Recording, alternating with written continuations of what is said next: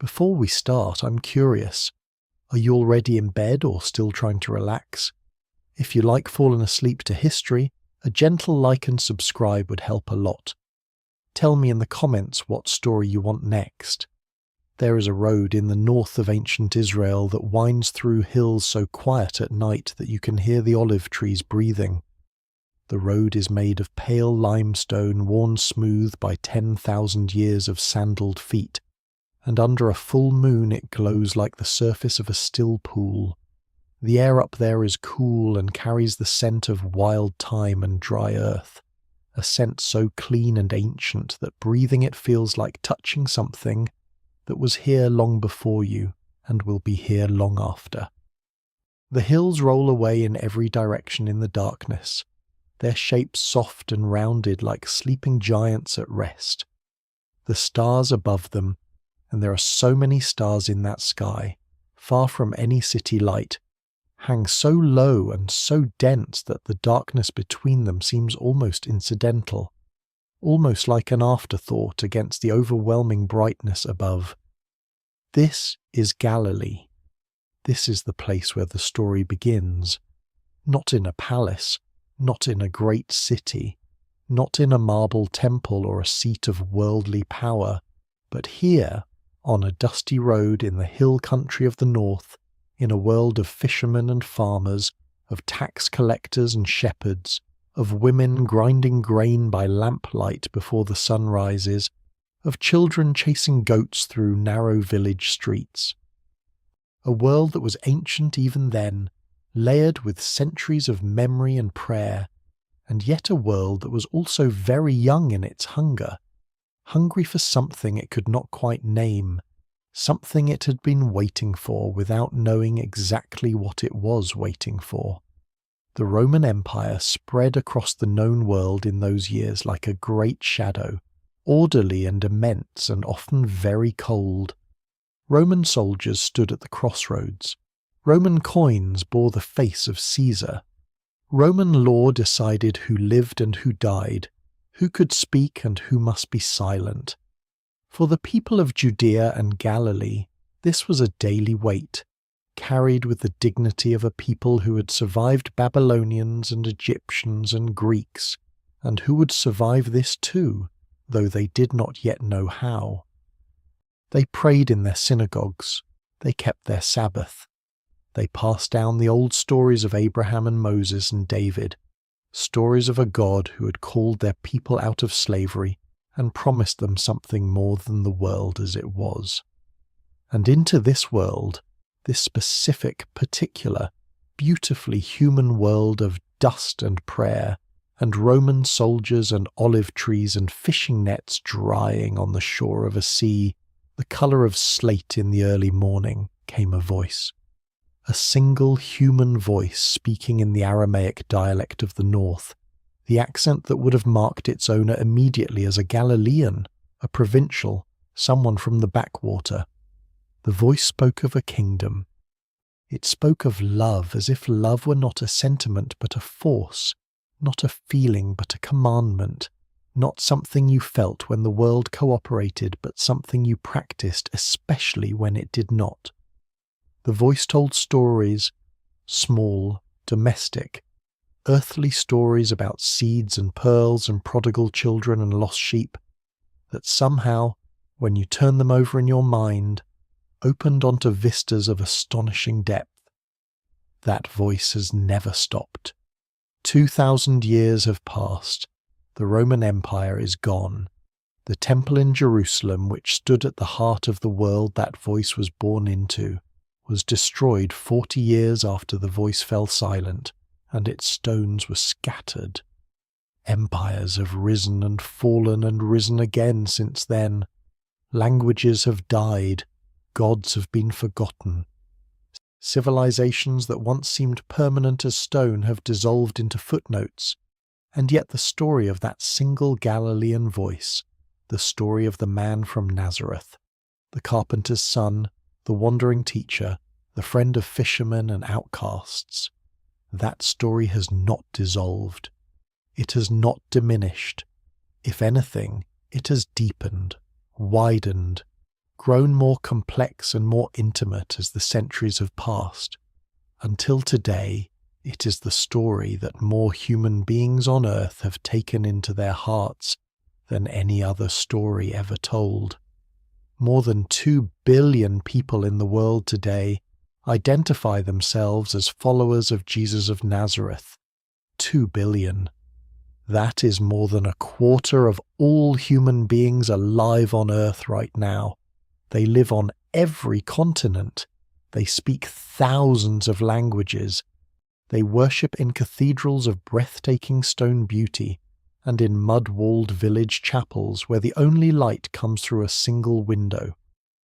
They carry this story in different ways, some through ancient liturgies unchanged in their essential form for 16 centuries, some through hand-clapping gospel music that fills a southern church on a summer morning, some through the quiet practice of private prayer in a bedroom before sleep, some through the dedicated work of caring for the sick or the poor or the forgotten, driven by the conviction that in that work they are somehow doing what Jesus would have done. But the story does not only move those who call themselves his followers, it moves people who would never walk into a church. It moves artists who paint his image in every conceivable style, across 5 centuries of Western art. It moves philosophers who reject his theology, but cannot escape the moral framework he helped create. It moves atheists who nevertheless feel something catch in their chest when they encounter the Sermon on the Mount or the parable of the Good Samaritan. It moves scholars who have spent decades trying to strip away every layer of legend and tradition to find the historical man underneath, and who find, when they do, that the man they find there is still astonishing. It moves the dying, who reach for his name in their final hours. It moves the grieving, who find in his story something that speaks directly to their grief. It moves the lost, who find in it a map. It moves the found, who find in it a home. So what is this story really? What are its roots in the actual soil of history, in the real political and social world of first-century Palestine? What did this man actually say and do? And why do those sayings and doings still land with such force in human hearts, 2 millennia later? How did a movement that began with 12 fishermen labourers in a backwater province of the Roman Empire grow into the largest religious tradition in human history? What is it about this particular story, about this particular life, these particular teachings, this particular death, and the extraordinary claim that followed it, that speaks so persistently and so powerfully to something deep in the human soul? These are the questions we will explore tonight, slowly and gently, with all the care and curiosity they deserve. We will walk back through 20 centuries of history. We will stand on the shores of the Sea of Galilee as Jesus spoke to a crowd from a boat. We will sit in the shade of a fig tree as he told a story that still makes people stop and think. We will follow the small band of his followers as they move from village to village through the Galilean countryside, eating at strangers' tables, sleeping under open skies, carrying a message that seemed at once utterly simple and infinitely difficult to live by. We will stand at the edge of the events in Jerusalem, those terrible transformative events, and try to understand what happened there and what the people who witnessed it believed had happened. And then we will follow the story forward across the centuries, watching it change as it moves through new cultures and new languages and new human needs, and yet watching something at its centre remain curiously constant, as if whatever that centre is, it is made of something too essential to the human condition to be translated away. The night is quiet around you. The world outside has slowed. There is no hurry here, no urgency, nothing you need to do or decide or achieve. There is only this, the gentle unspooling of one of the oldest and most resonant stories human beings have ever told each other, told again tonight in the stillness, told the way stories have always been told at their best, slowly, with love, with the full weight of history behind each word, and with the quiet hope that by the end of it you will understand something new. Not just about a man who lived 2,000 years ago in the hills of ancient Galilee, but about yourself, about the stories that hold all of us together, and about why the human heart, in every age and in every part of the world, keeps reaching for something larger than the ordinary day. So settle in. Let your body grow heavy and warm. Let your breath slow to the rhythm of the night. And let the story begin where it has always begun, in the ancient, lovely, dusty, yearning world of first-century Galilee, under those enormous stars on that pale limestone road where a voice was gathering itself to speak. To understand why the story of Jesus still moves millions, we need to begin at the beginning. Not with theology, not with doctrine, not with the centuries of interpretation and institution building that followed his life, but with the life itself, with the actual human being who walked the roads of Galilee in the first century of the Common Era, who ate and slept and grew tired and felt joy and sadness, who was born into a specific place and a specific time and a specific people, and whose words and actions within that specific world set in motion something that would change the course of human history. The historical quest to find Jesus, the actual man underneath the accumulated layers of centuries of faith, began seriously in the 18th century with scholars like Hermann Samuel Reimarus, and has continued with increasing sophistication ever since. What those scholars have found after 250 years of digging through ancient texts and archaeological sites and comparative studies of the ancient world is something more interesting and more moving than either simple piety or simple skepticism had supposed. They found a man who was unmistakably a product of his time and place, shaped by Jewish scripture, by the political tensions of Roman occupation, by the expectations and hopes of his particular community, and who was also, within that context, genuinely extraordinary.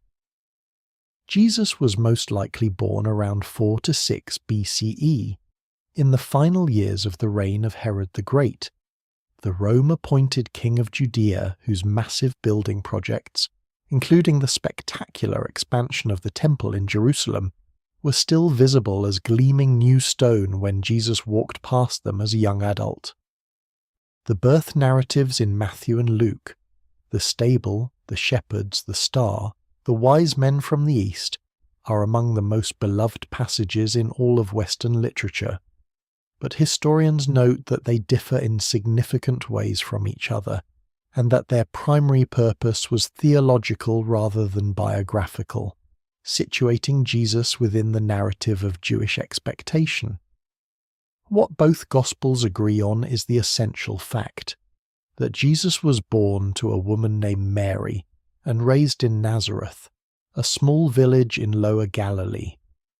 Nazareth in the time of Jesus was genuinely small, perhaps a few hundred people at most, a farming and shepherd community set in the rolling limestone hills of the Galilean interior. Archaeological excavations of the ancient site have revealed the remains of simple stone houses, rock-cut storage rooms, agricultural terraces. There was nothing remarkable about it. When Philip in the Gospel of John tells Nathanael that he has found the Messiah and that he is from Nazareth, Nathanael's response captures the prevailing attitude perfectly. Can anything good come from Nazareth? It was the kind of place people left if they could. It was the kind of place that produced nothing in the eyes of the wider world of particular note. Yet this was the world that shaped Jesus. He would have grown up speaking Aramaic as his mother tongue, the common language of the region, a Semitic language related to Hebrew, written in a script that curves and flows like water. He would have heard Hebrew in the synagogue, the sacred language of Scripture, and perhaps picked up enough Greek to conduct simple transactions, as Greek was the commercial and administrative language of the wider Hellenistic world that Roman civilization had inherited. He would have known the rhythms of agricultural life, the ploughing and sowing and harvest seasons that shaped every parable about seeds and fields and vineyards. He would have watched his father Joseph, described in the Gospels as a tekton, a Greek word typically translated as carpenter, but which more broadly meant a skilled craftsman or builder who worked with wood and stone, the man who built and repaired the practical structures of village life. He would have known the Torah intimately. Jewish boys in first-century Galilee received their primary education in the synagogue, where the scriptures were read, memorized, and discussed. Jesus would have known the stories of the patriarchs, Abraham leaving his homeland on the word of a God he could not see, Isaac on the altar, Jacob wrestling with an angel in the darkness before dawn. He would have known the great liberation narrative of the Exodus, Moses leading the enslaved people of Israel out of Egypt and into the wilderness, God speaking from a burning bush, the parting of the waters, the long wandering toward a promised land. He would have known the poetry of the Psalms, those strange and beautiful songs of praise and lament that swing from the heights of ecstasy to the depths of despair and back again in the space of a few verses. He would have known the prophets, Isaiah and Jeremiah and Amos and Micah, those fierce, troubled, magnificent voices who called the powerful to account and the poor to hope. This last point is crucial to understanding Jesus, because the prophetic tradition of ancient Israel was not merely a religious tradition in the narrow sense.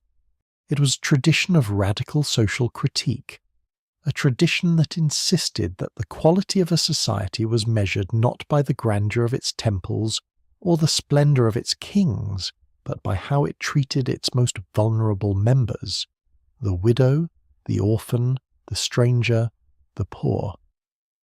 Isaiah's vision of a just world was not primarily about correct ritual, but about feeding the hungry and housing the homeless and releasing the oppressed.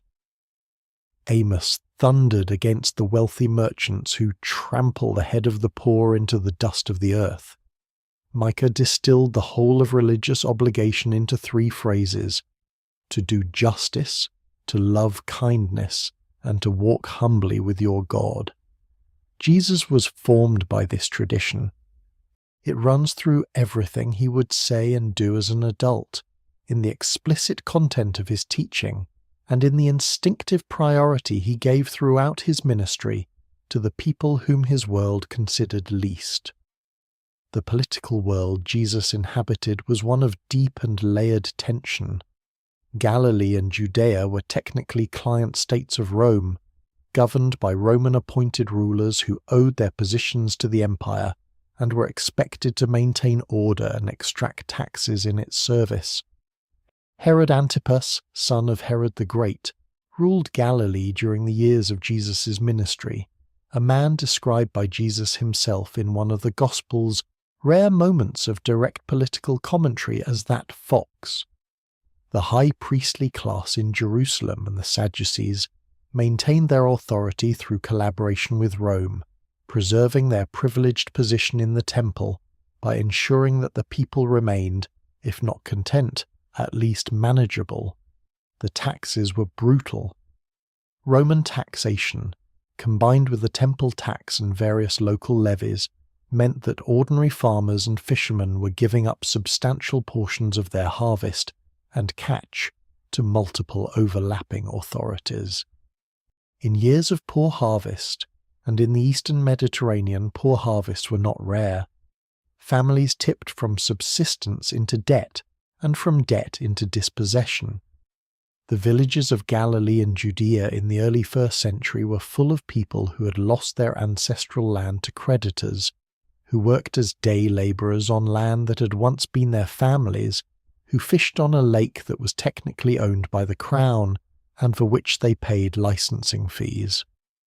The inequality was not merely economic, It was experienced as a profound spiritual injustice in a tradition that taught that the land was God's gift to the people, held in trust for every family. There were multiple responses to this situation in Jesus' world. The Pharisees, who get a bad press in the Gospels because of their conflicts with Jesus, but who were in many ways admirable people, believed that the solution was meticulous observance of Torah law, that if Israel kept the commandments faithfully, God would restore their fortunes. The Essenes, a monastic community some of whom lived at Qumran near the Dead Sea, had essentially withdrawn from society, convinced that the whole of Israel was corrupt and that only a remnant of the faithful would survive the coming judgment. The Zealots and their related factions believed in armed resistance, that the Romans must be expelled by force, that God would fight on the side of those who took up the sword in his name.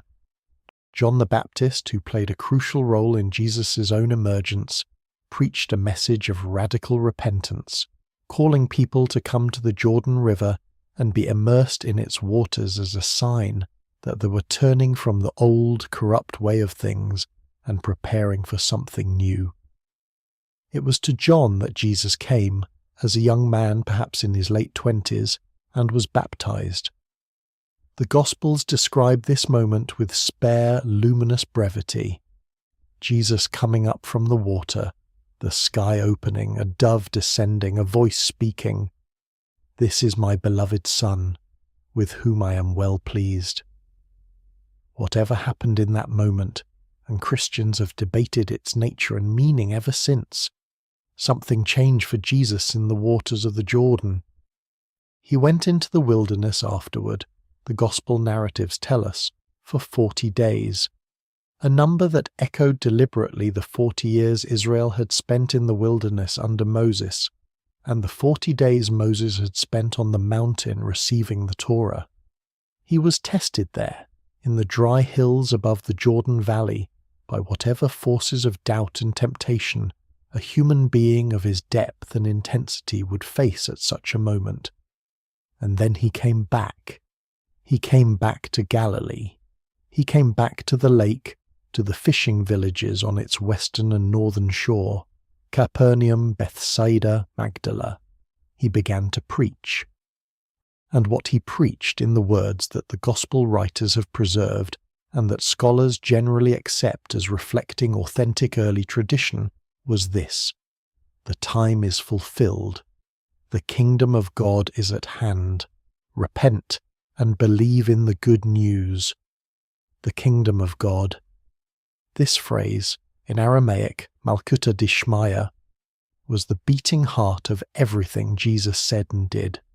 It appears over and over in the earliest layers of gospel tradition, in sayings and parables and stories, always circling back to this central conviction that something new was happening, that the world as it was, with its oppression and its hunger and its hierarchy and its violence, was not the last word.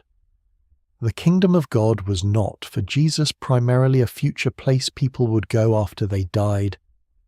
It was something that was breaking into the present, something that was already happening in the healings and the meals and the community of radical inclusion that was gathering around him. Every time he sat down to eat with a tax collector, a man who had sold himself to the Roman system and was therefore regarded as a traitor and an outcast, every time he touched a leper or spoke to a Samaritan woman or welcomed a prostitute into his circle, he was not merely being kind. He was making a statement about what the kingdom of God looked like, who was in it, who was valued in it, whose dignity was recognized in it. He gathered 12 disciples around him, a number obviously chosen to echo the 12 tribes of Israel, a statement in itself that he was reconstituting Israel from the ground up. They were not impressive people by the standards of their world. Simon, whom Jesus renamed Peter, the Rock, with a gentleness that must have made even Peter smile given his impulsive and unstable personality, was a fisherman. Andrew, his brother, was a fisherman. James and John, sons of a man called Zebedee, were fishermen. Matthew was a tax collector, and his inclusion in the inner circle would have been genuinely shocking to observers. There was Simon the Zealot, whose very title suggested previous involvement with the resistance movement, and Judas Iscariot, whose name and eventual role have haunted the story ever since. These were the people who followed him from village to village across the green and golden hills of Galilee. They watched him heal. They watched him argue with Pharisees about the interpretation of the law. They watched him feed crowds with what seemed impossibly little. They watched him calm a sudden storm on the lake, and the lake, which the Gospels call the Sea of Galilee, is famous for the violent squalls that can come down from the surrounding hills without warning, turning its surface from glass to white water in minutes. They heard him teach. They heard him tell stories that no one had ever quite told before, and slowly, imperfectly, with much confusion and misunderstanding, they began to understand, or to think they understood, that they were in the presence of something that exceeded the ordinary categories of their experience. The world Jesus moved through was not abstract or mythological. It was as concrete and sensory as the world you inhabit tonight. It smelled of salt water and fish and fresh bread baking over an open fire. It tasted of figs and olives and the cheap wine that was the common drink of the poor. It felt like the roughness of a stone path under bare feet, the warmth of a fire on a cool Galilean night, the weight of a fishing net hauled in from the lake at dawn. It sounded like Aramaic spoken in the accent of the north, like the call to prayer from a village synagogue, like the laughter of children and the crying of the sick. It was real, it was physical, it was ordinary. And into the ordinariness of it, Jesus kept dropping these small, brilliant, transformative observations about what was real, what mattered, and what the world could be. There is a hillside above the Sea of Galilee. The traditional site is near the town of Tabgha, where the shoreline curves in a natural bowl of low hills, where, if you sit down in the early morning before the tour groups arrive, the acoustics are remarkable. A person speaking at the water's edge below can be heard with perfect clarity on the hillside above, and the lake itself seems to amplify and carry the voice. It is easy, sitting there in the early light with the water still and silver below you, to imagine a crowd of people settling onto the grass to listen. Easy to imagine the voice beginning. The Sermon on the Mount, as Matthew's Gospel calls it, or the Sermon on the Plain in Luke's slightly different version, contains what many people consider the most concentrated and radical moral teaching in human history. It begins with what we call the Beatitudes, a series of declarations about who is blessed, who is honoured in the kingdom of God, and from the very first word it turns the ordinary world's value system completely upside down. Blessed are the poor in spirit, for theirs is the kingdom of heaven. Blessed are those who mourn, for they will be comforted. Blessed are the meek, for they will inherit the earth. Blessed are those who hunger and thirst for righteousness, for they will be filled. Blessed are the merciful, for they will receive mercy. Blessed are the pure in heart, for they will see God. Blessed are the peacemakers, for they will be called children of God. Blessed are those who are persecuted for righteousness' sake, for theirs is the kingdom of heaven. In the world of first-century Galilee, and in the world of every century since, this was not how blessing was supposed to work. Blessing was supposed to belong to the prosperous, the powerful, the successful, the respected. Blessing was what the world gave to people who had figured out how to win.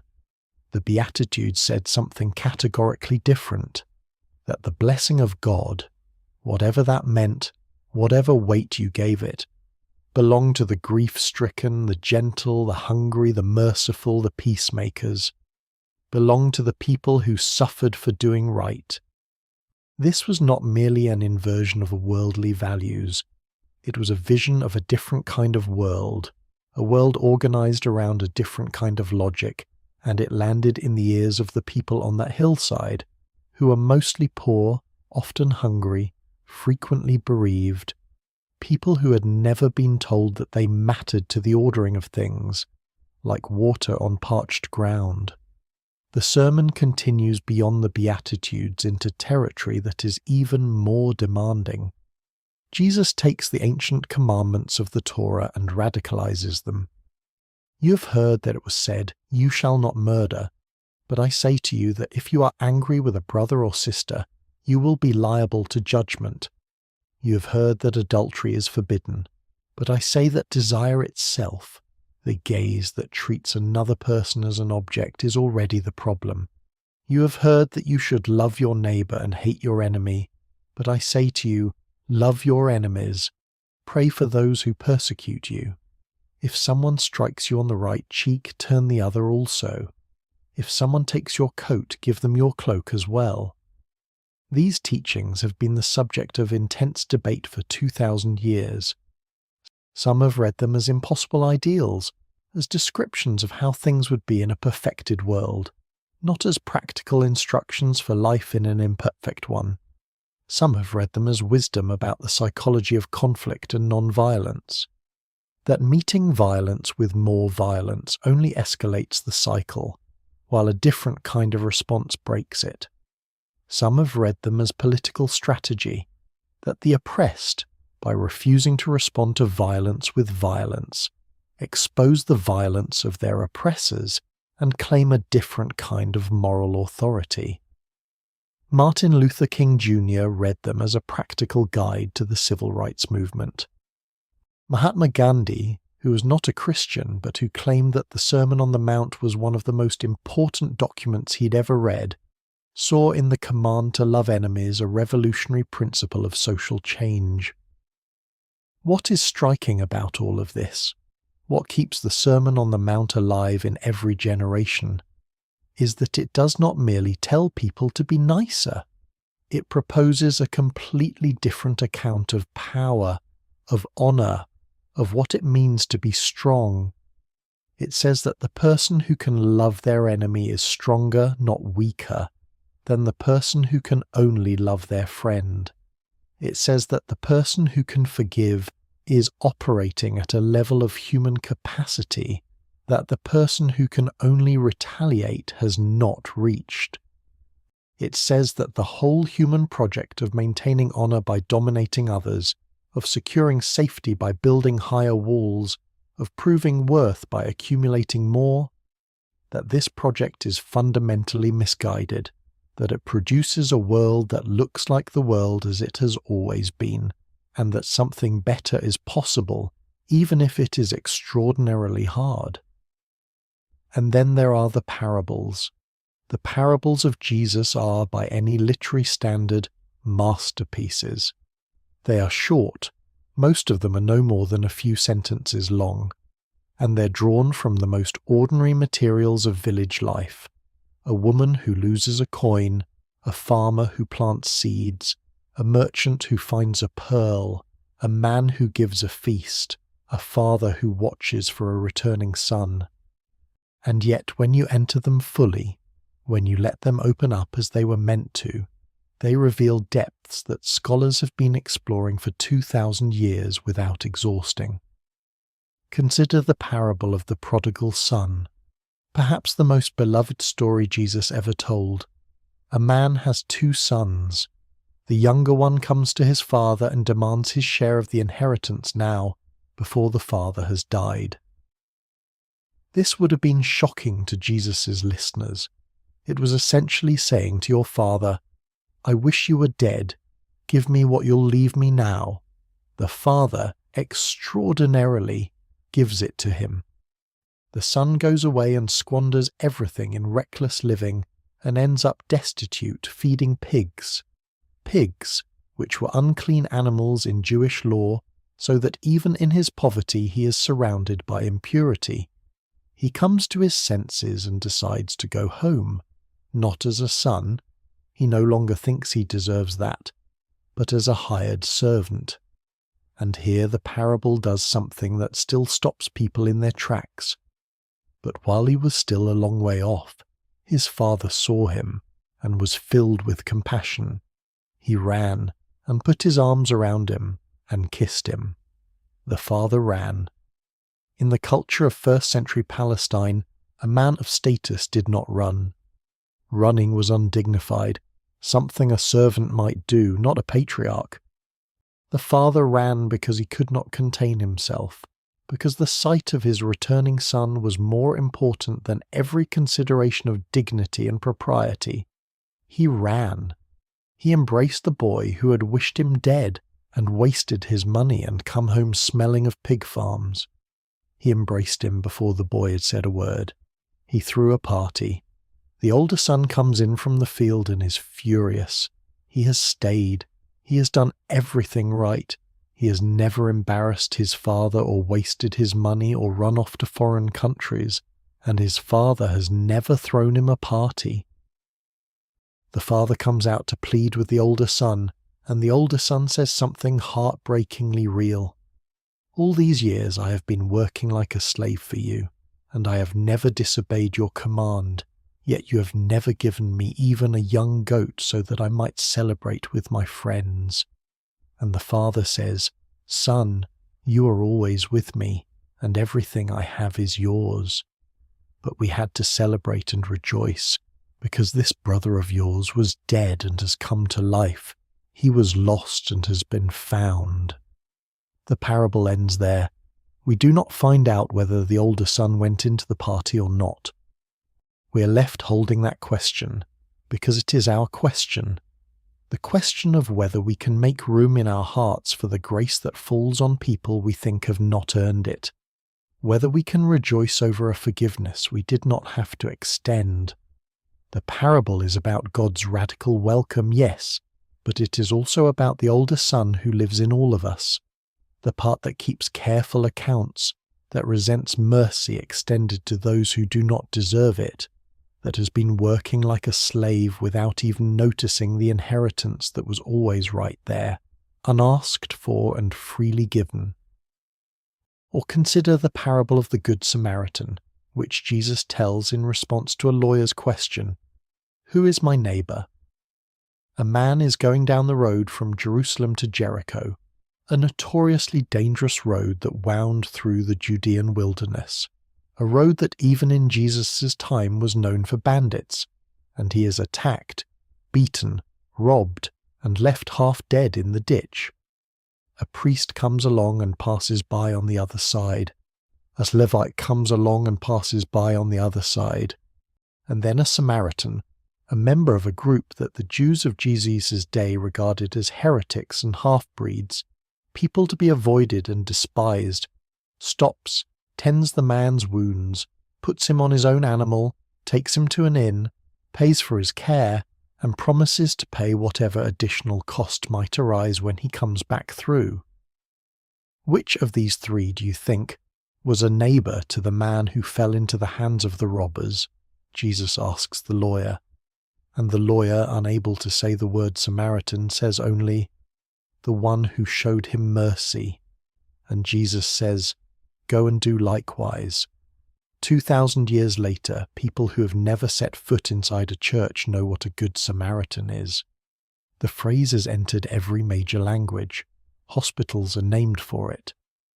Laws in multiple countries protect people who render emergency aid under its name.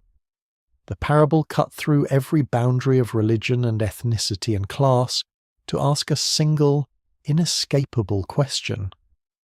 When someone is suffering in front of you, what do you do? Jesus told parables about the kingdom of God that were deliberately small and domestic and surprising. The kingdom of heaven is like a mustard seed, the smallest of all seeds, he said, and yet when it grows it becomes a tree large enough for birds to nest in. The kingdom of heaven is like yeast that a woman hides in 3 measures of flour until the whole batch rises. Small things, hidden things, things that work from the inside out, invisibly, until suddenly they have transformed everything around them. This was a vision of transformation that was not dependent on armies, or emperors, or grand public gestures.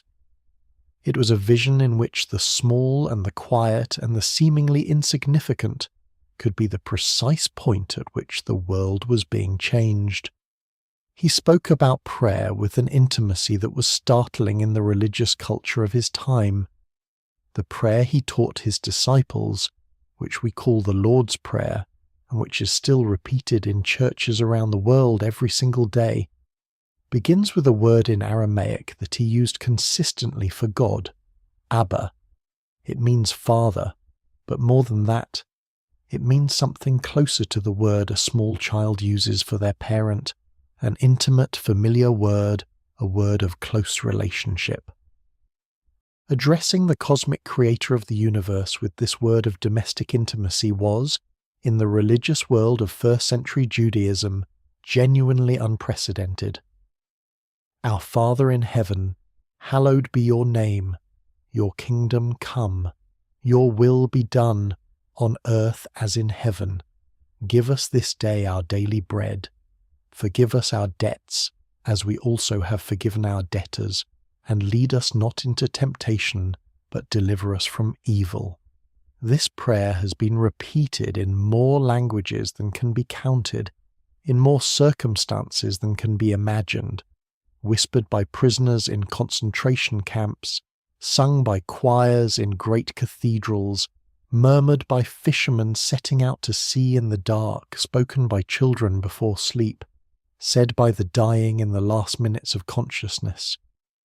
There is something in its rhythm and its scope, from the cosmic to the intensely personal, from the grandeur of God's kingdom to the simplicity of asking for daily bread, that fits itself to the full range of human experience. He spoke about anxiety and worry with the psychological clarity that modern therapists have noted with interest.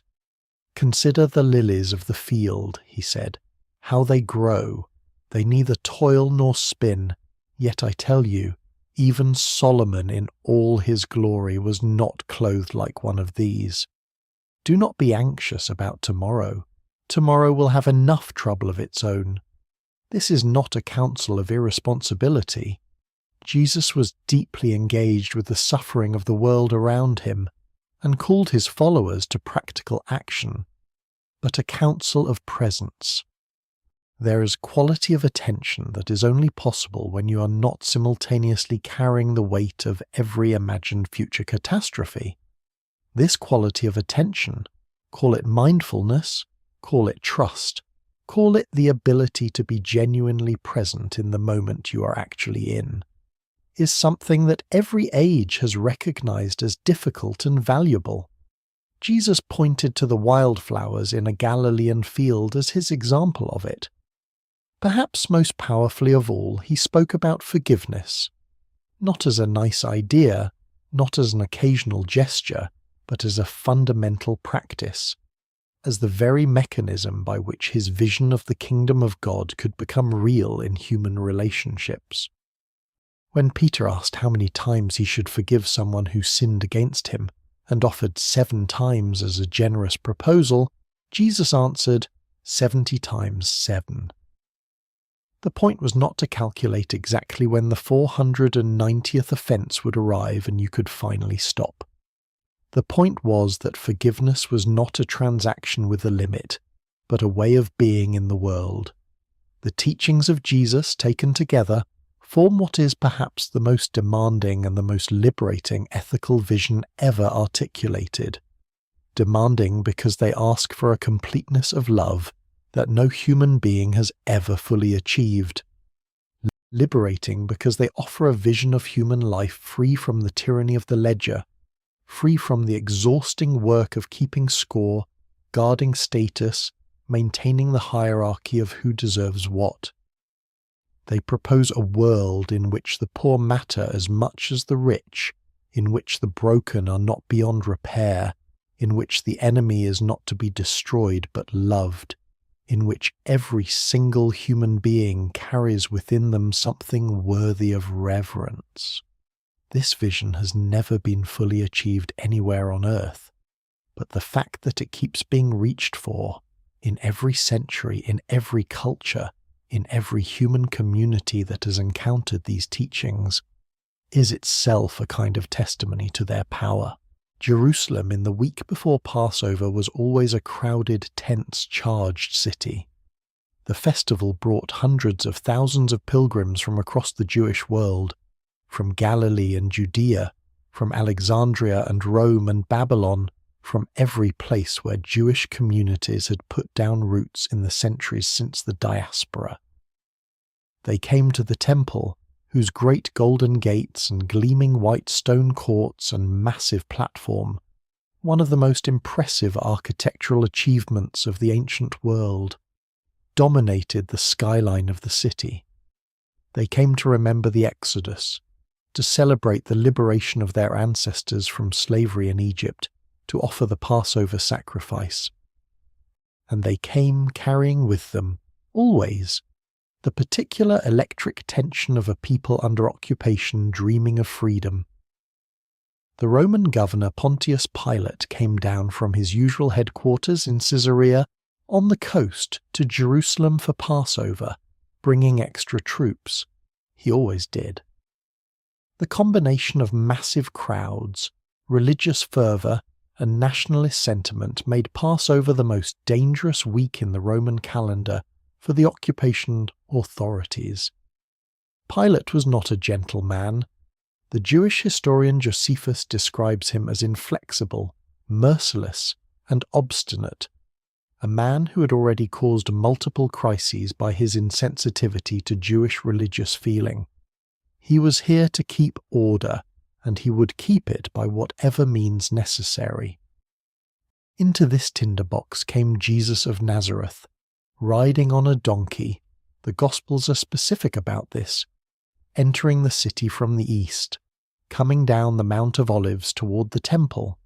The crowds that came out to meet him threw their cloaks and palm branches on the road and cried, "Hosanna!" a Hebrew word of praise and acclamation that also meant "save us now." The gesture of the donkey was deliberate. The prophet Zechariah had written, "Behold, your king is coming to you, humble and riding on a donkey." This was not a war king's white horse. This was a statement about the kind of king Jesus was claiming to be, or that his followers were claiming him to be, a king of peace, a king of the poor, a king who came in humility rather than force. In the temple he overturned the tables of the money changers and the stalls of those selling pigeons for sacrifice. This was not a random act of religious enthusiasm. The money changers served a genuine practical function. Pilgrims needed to convert their various currencies into the Tyrian shekel required for the temple tax.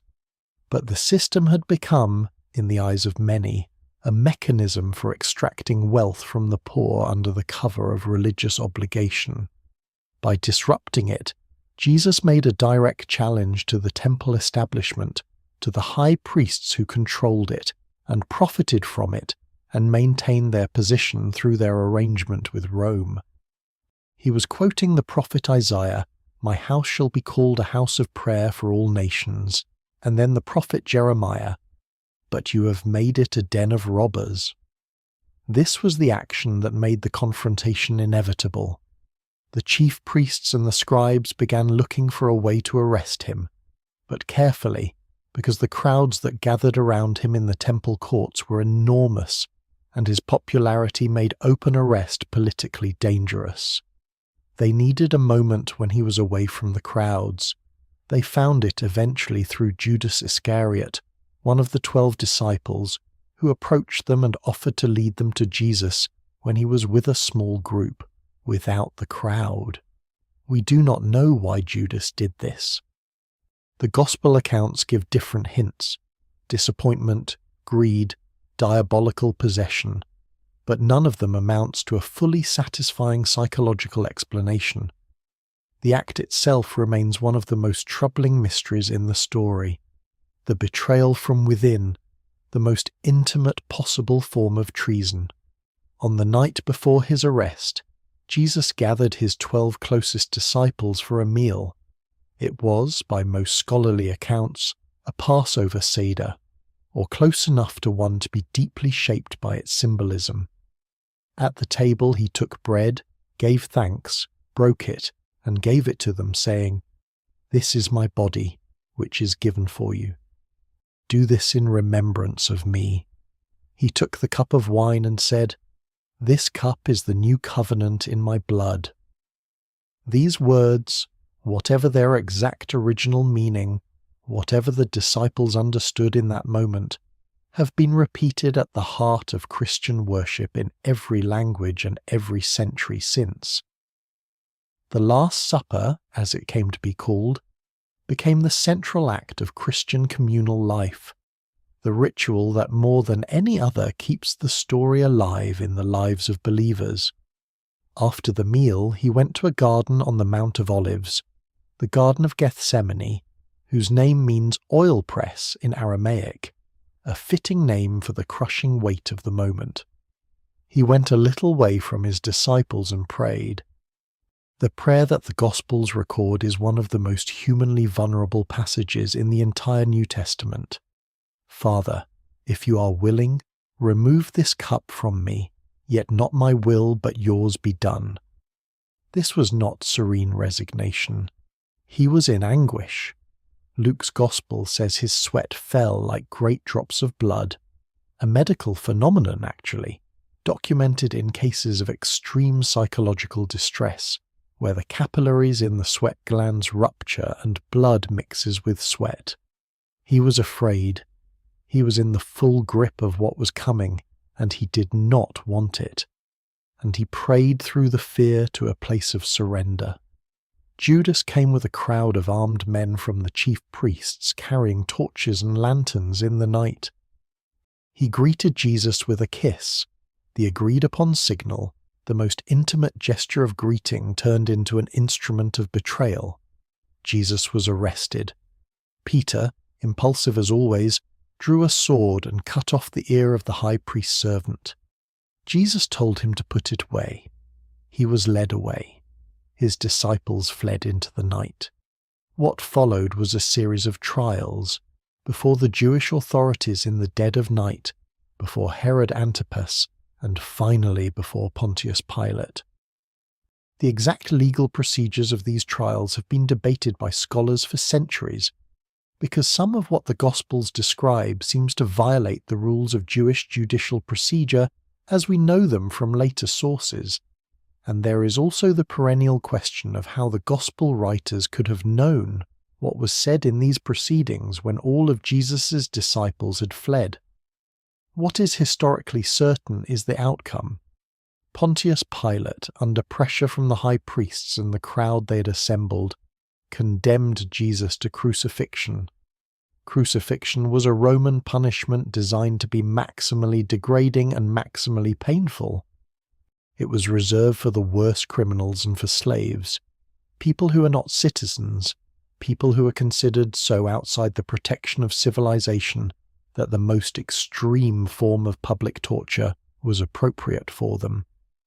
The condemned man was flogged first, a vicious process with a multi-tailed whip fitted with pieces of bone or lead that tore the skin to ribbons. He was then made to carry the crossbeam to the place of execution, a procession designed to display his humiliation publicly. He was stripped, nailed through the wrists and feet, and raised on the cross to die, a process that could take hours or days, death coming from exposure, exhaustion, dehydration, or asphyxiation as the muscles of the chest gave out under the weight of the body. The Gospels describe Jesus dying in approximately 6 hours, relatively quickly, which Pilate found surprising enough to verify. The Gospels give different accounts of his last words.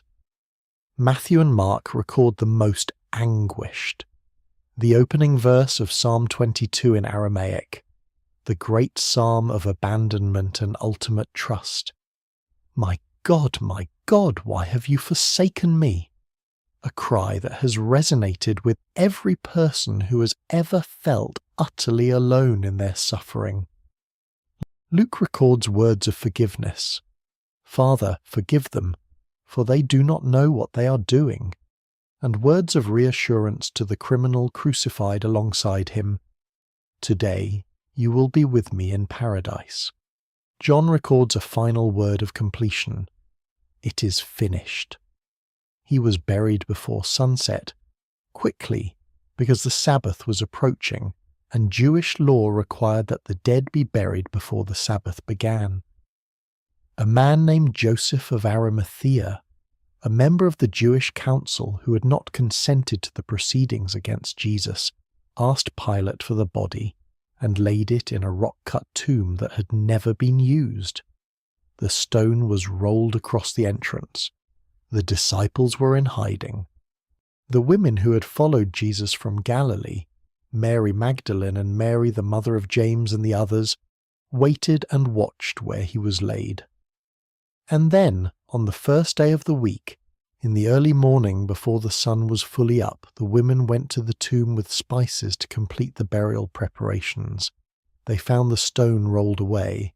They found the tomb empty. What happened next is the most contested and most central claim in the entire story of Jesus. The Gospels and Paul's letters, which are the earliest written accounts we have, are unambiguous. The disciples of Jesus, who had fled in terror at his arrest and were in hiding afterward, became convinced that Jesus had risen from the dead. Not in a metaphorical sense, not as a spiritual vision, but bodily, really. That the person who had died on the cross was alive again and had appeared to them. Paul, writing in his first letter to the Corinthians around 20 years after the events, lists the appearances to Peter, then to the 12, then to more than 500 people at one time, then to James, then to all the apostles, and finally to Paul himself, who encountered the risen Jesus on the road to Damascus in an experience so shattering that it transformed him from a persecutor of the early Christian community into its most tireless missionary. The resurrection is not a historical claim that can be proven or disproven by historical methods, which are by definition limited to the natural and the documentable. It is a claim about a unique event in which, believers say, the normal order of things was interrupted by the direct action of God. What history can say is this: something happened. Something happened that turned a group of frightened, scattered, demoralized people into bold and unstoppable proclaimers of a message about Jesus. Something happened that made them willing, most of them, to die for that message. Something happened that turned the cross, the symbol of the most degrading death the Roman world could devise, into the central symbol of a movement that spread across the entire empire within 3 centuries and ultimately outlasted the empire itself. The cross as a symbol of hope is one of the most extraordinary reversals in the history of human culture. Before Jesus, the cross was not a symbol of anything except Roman power and the humiliation of the powerless. After Jesus, it became, for his followers, the symbol of a love so total that it went all the way into the worst the world could do and came out the other side. The theologian Jürgen Moltmann, who was a German prisoner of war and had seen the worst of the 20th century, wrote that it was precisely because Jesus had suffered the most complete abandonment and degradation that his story spoke to every human being who had ever felt abandoned and degraded, which is to say, at one time or another, every human being who has ever lived. This is the hinge on which the entire story turns. The cross and the resurrection together create the central Christian paradox, that the worst ending became the beginning of something new, that death was not the final word, that suffering does not have the last say, that even the most complete human desolation is not outside the reach of a love that will not let go. This paradox is what the early followers of Jesus proclaimed in every market, square, and synagogue they could reach. It is what Paul meant when he wrote, with his characteristic dramatic inversion, that the foolishness of God is wiser than human wisdom, and the weakness of God is stronger than human strength. It is what has made the story of Jesus the story people have told each other in the darkest moments of human history, the story that prisoners have carried into concentration camps and torture chambers, the story that the dying have held onto as the light faded, not because it promised that suffering would not come, but because it promised that suffering was not the end. The speed with which the early Christian movement spread is, even for secular historians, genuinely remarkable. Within a generation of the crucifixion, there were communities of followers of Jesus in Jerusalem, in Samaria, in Antioch in Syria, in Alexandria in Egypt, in Rome itself. Within 3 centuries, without ever having had the backing of state power, operating through networks of personal connection and voluntary conversion, and the example of lives lived differently, Christianity had become the dominant religious tradition of the Roman Empire. By the end of the 4th century, under the Emperor Theodosius, it was the official religion of Rome. How did this happen? How did a movement that began with a handful of frightened people in an upper room in Jerusalem grow so far and so fast? Part of the answer lies in the ancient world's remarkable infrastructure of connection. The Roman Empire was, among other things, an empire of roads. The great Roman roads, the Via Appia, the Via Egnatia, the roads that ran through Asia Minor and the Levant and North Africa, connected the Mediterranean world in ways that had no precedent. You could walk or ride or sail from Jerusalem to Rome in a matter of weeks. The same roads that the Roman legions used to move troops and enforce order also carried ideas, religions, and movements of all kinds. The Apostle Paul, who was a Roman citizen and therefore enjoyed certain legal protections and the freedom to travel across the empire, used those roads relentlessly. His missionary journeys, traced on any map of the early church, are breathtaking in their scope. From Jerusalem to Antioch, through Cyprus and Asia Minor to Greece, then to Rome, perhaps even to Spain. But the infrastructure of roads only explains the mechanism. It does not explain why people in such different places, with such different backgrounds and expectations and religious traditions, found the message compelling enough to adopt and risk their lives for. For that, we need to understand something about the ancient world's spiritual hunger. The 1st and 2nd centuries of the Common Era were a time of extraordinary religious ferment across the Mediterranean world. The old civic religions of Greece and Rome, the worship of the Olympian gods, the state cults that had sustained classical civilization, were increasingly felt to be inadequate, too impersonal, too concerned with cosmic power and too little with the individual soul. Mystery religions from the East, from Egypt, from Persia, from Anatolia, offered initiation into secret knowledge and the promise of personal transformation and afterlife. Philosophy, particularly the Stoic and Platonist traditions, offered educated people a framework for understanding the universe and their place in it. Into this world of spiritual seeking, the message of the early Christians arrived with several features that distinguished it sharply from its competitors. It offered a story, a specific historical, emotionally engaging story, not an abstract philosophical system. It offered a community, a new kind of family that cut across all the boundaries of class and ethnicity and gender that defined the ancient world. Paul's extraordinary statement in his letter to the Galatians, "There is no longer Jew or Greek, there is no longer slave or free, there is no longer male and female, for all of you are one in Christ Jesus," was not merely theology. It was a description of what the early Christian communities were actually, imperfectly, attempting to live out. In a world rigidly organized by hierarchy and exclusion, this was radical. The early Christian communities ate together across those social divisions. They shared resources. They cared for their sick and their poor and their elderly in ways that impressed even hostile Roman observers. When plagues swept through the empire in the 2nd and 3rd centuries, the Antonine Plague and the Plague of Cyprian, which may together have killed millions, the Christians were notable for staying to care for the dying while others fled, for the belief that care for the suffering was a religious obligation rather than a personal choice. The pagan emperor Julian, who tried in the mid-4th century to reverse the Christianization of the empire, complained bitterly that the Christians, whom he called Galileans, had won so many converts largely because of their social practice, their care for the poor and sick, including non-Christians.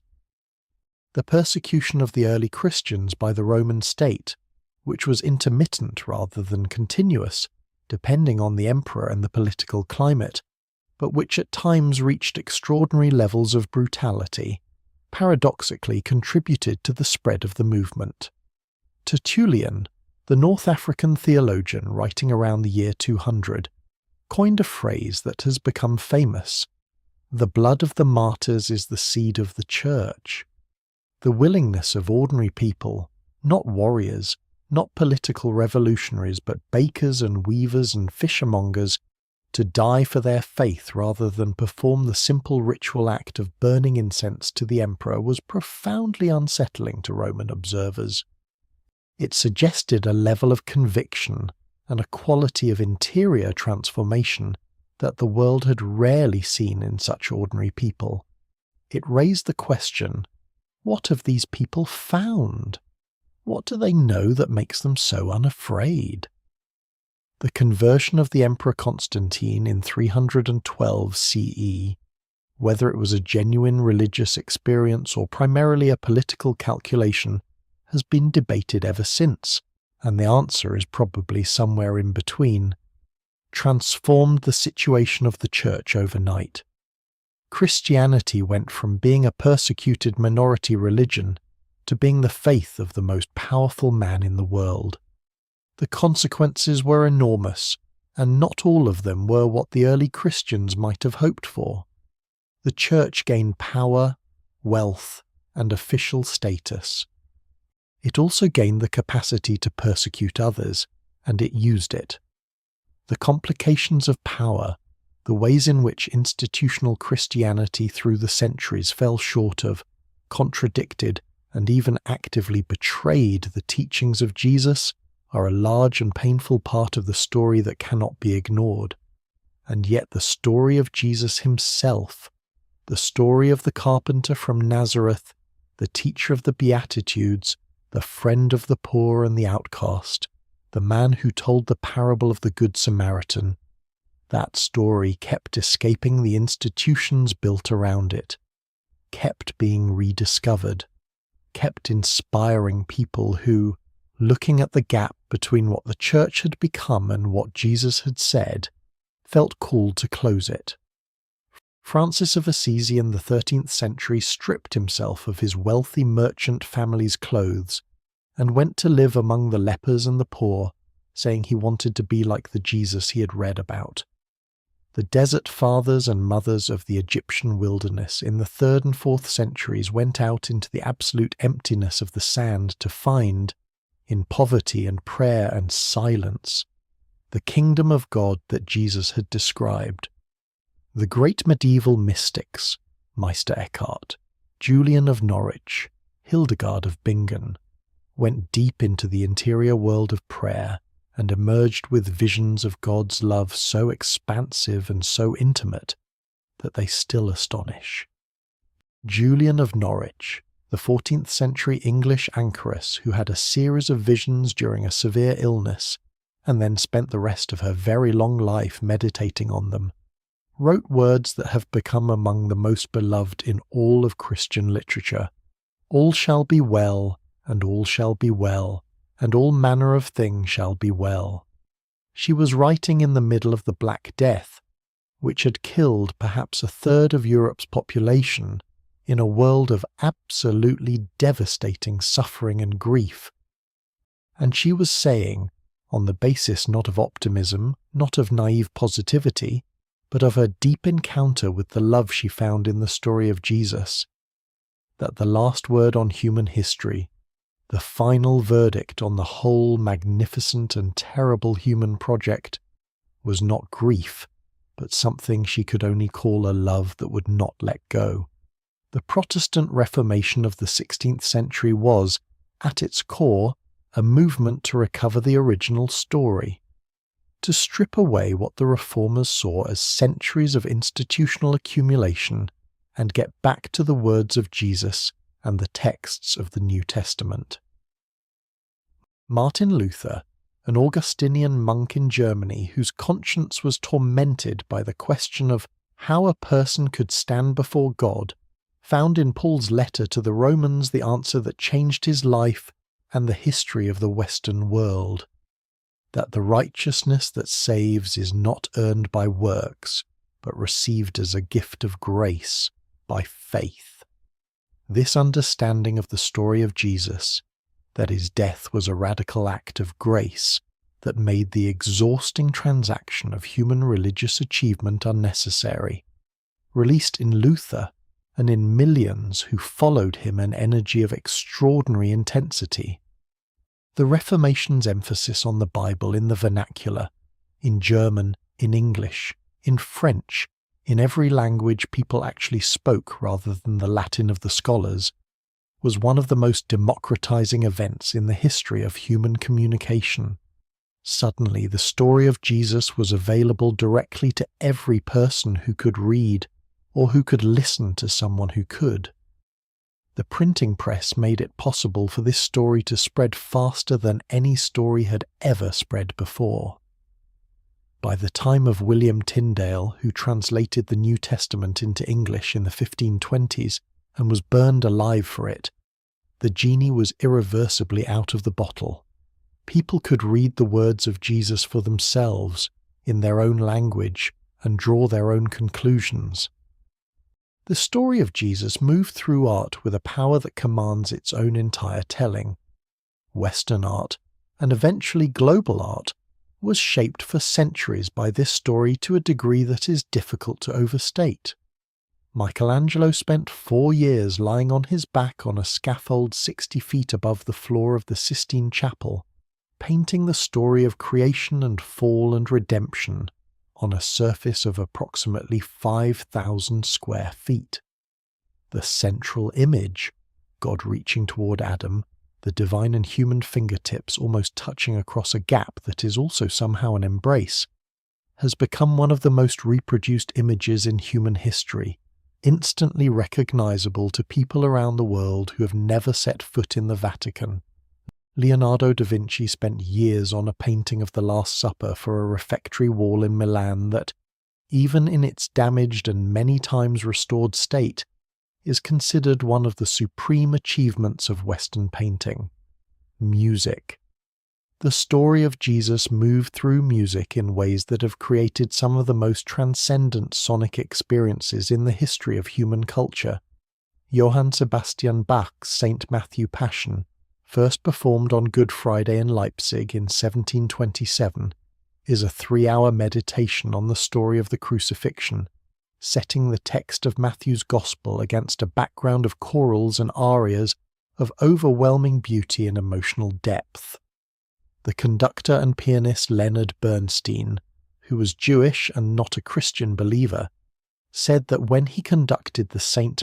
Matthew Passion, he experienced something he could only describe as sacred, that the music itself seemed to carry a freight of meaning that exceeded anything that could be explained by notes on a page. Felix Mendelssohn, also Jewish, conducted a famous revival performance of the Passion in 1829 and felt the same thing. George Friedrich Handel's Messiah, composed in 1741 in the extraordinary space of 24 days, Handel himself said he believed he was working under direct divine inspiration and could not stop, opens with a tender tenor aria, comfort ye, my people," and builds through its extraordinary 40-something movements to the moment of the Hallelujah chorus, which tradition says King George II rose to his feet at the first performance, and where audiences have risen ever since. The oratorio tells the story of Jesus through the words of the Hebrew prophets and the New Testament, framing his life as the answer to the ancient human longing for something that would finally be all right. In hospitals and nursing homes and prison chapels and concert halls around the world today, the music of Handel and Bach continues to carry the story, continues to move people to tears and to something they often struggle to find words for: literature. The story of Jesus is so woven into the fabric of Western literature that it's almost impossible to read deeply in that tradition without it. Dante's Divine Comedy is structured around Christian theology and the figure of Christ as the source of all love and light. Shakespeare's plays are saturated with biblical allusion and with themes of mercy and grace and redemption that are, at their roots, Christian themes. Dostoevsky, who'd been condemned to death by the Tsar's government and then had his sentence commuted at the very last moment, led to the scaffold, the guns raised, and then a reprieve, came out of this experience and out of the 4 years of hard labour that followed with a faith in the story of Jesus so intense it pervades every word of his great novels. The Idiot, in which the Christ-like figure of Prince Mishkin moves through a corrupt and cynical world. The Brothers Karamazov, with its Grand Inquisitor chapter that is perhaps the most sustained and brilliant literary engagement with the paradox of faith in the 20th century, Crime and Punishment with its redemptive arc. All of these are, at their deepest level, conversations with the story of Jesus. And then there are the social movements. The abolition of slavery in Britain and America was driven in no small part by Christians who read the story of Jesus and could not reconcile it with the ownership of human beings. William Wilberforce, the great British abolitionist, was a committed evangelical Christian whose faith was the explicit engine of his decades-long campaign against the slave trade. The American abolitionist movement was rooted in the churches, in the preaching of the gospel as a liberating force, in the conviction that the story of Jesus made the enslavement of any human being not merely wrong, but blasphemous. The civil rights movement in America in the 20th century drew its deepest inspiration from the same source, Martin Luther King Jr. was a Baptist minister, and his oratory, which is as close to pure moral genius as American public life has ever produced, was soaked in the language, the imagery, the cadences, and the convictions of the Christian gospel.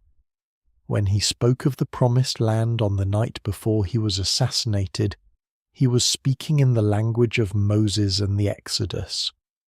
When he quoted the prophet Amos, "Let justice roll down like waters, and righteousness like an ever-flowing stream," he was connecting the freedom struggle of black Americans to the great prophetic tradition of ancient Israel that had formed and inspired Jesus himself. The movement sang hymns, "We Shall Overcome," rooted in a gospel tradition that itself went back to the camps of enslaved people who had found in the story of the Exodus and the promise of Jesus a message of liberation that no oppressor could reach.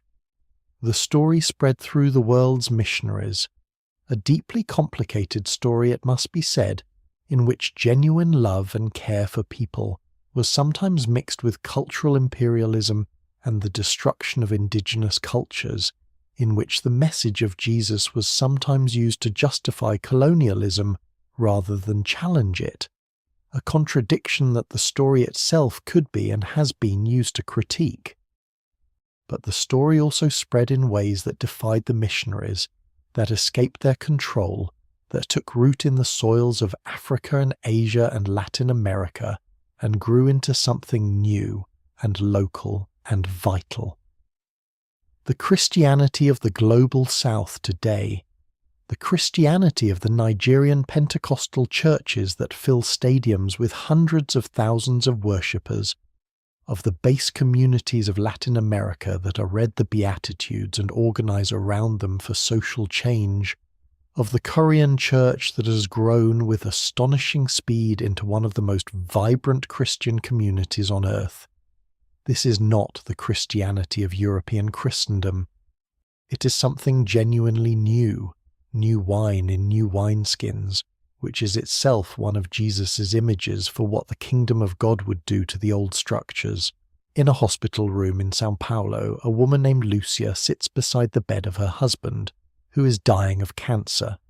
She's not a theologian. She did not study philosophy or comparative religion.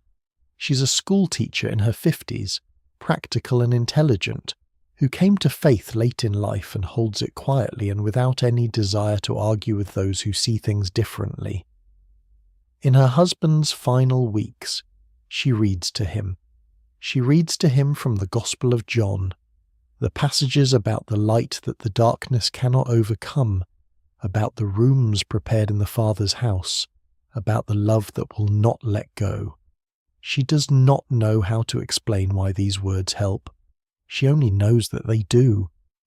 That they reach something in both of them that the language of medicine and probability and prognosis cannot reach. That they create between them, in that small hospital room with its antiseptic smell and its fluorescent light, a space that somehow feels less alone, less final. In a prison in the Philippines, a man named Rodrigo, who is serving a 15-year sentence for armed robbery, sits in a circle with 11 other men, reading the parable of the prodigal son together. He has been in this Bible study group for 2 years. He does not fully understand why the story moves him so deeply every time he encounters it, why the image of the father running toward the returning son makes his eyes fill with tears in a place where showing emotion is dangerous. He knows only that something in him, something that the years before prison, the years of wrong choices and violence and the gradual numbing of his conscience, had buried very deep, that something has been touched, that he is, in ways he could not have imagined before, changing. In a coffee shop in Seattle, a woman in her 30s named Emma, who describes herself as a spiritual but not religious person, is reading the Sermon on the Mount for the first time. She was raised without religion, she has no particular attachment to Christian doctrine, and she has never been inside a church except for weddings and funerals. But she picked up a copy of the New Testament after a difficult period in her life, a divorce, a period of anxiety and lostness, a sense that the ordinary goals she'd been pursuing were not actually what she wanted, and she is reading it the way you read something that is speaking directly to you. Blessed are the poor in spirit. Consider the lilies. Love your enemies. She's not converting. She's not joining anything. But something in the words keeps stopping her, keeps making her put the book down and look out the window at the street and just sit with what she's read. These 3 people are not statistical abstractions. They are representative of something very real and very widespread, the reality that the story of Jesus continues to land in the 21st century in the most personal and profound recesses of human experience, not universally, not without contradiction, not without the complications of 2,000 years of institutional history and cultural baggage, but persistently, stubbornly, with a specificity and an intimacy that is itself one of the most interesting things about the story. Psychologists have noted several features of the story of Jesus that help explain its extraordinary staying power in human consciousness. The first is what we might call the universality of its emotional register. The story contains everything. It contains joy, the joy of the Beatitudes, of the feeding of the crowds, of the resurrection morning. It contains grief, the grief of Gethsemane, of the cross, of the disciples huddled in their upper room after everything fell apart. It contains anger, Jesus in the temple overturning tables, Jesus speaking with scorching directness to hypocrites. It contains tenderness, Jesus with children, Jesus with the woman caught in adultery, Jesus weeping at the tomb of his friend Lazarus. It contains intimacy, the conversations with individuals, the private prayer, the washing of the disciples' feet. It contains loneliness. My God, why have you forsaken me?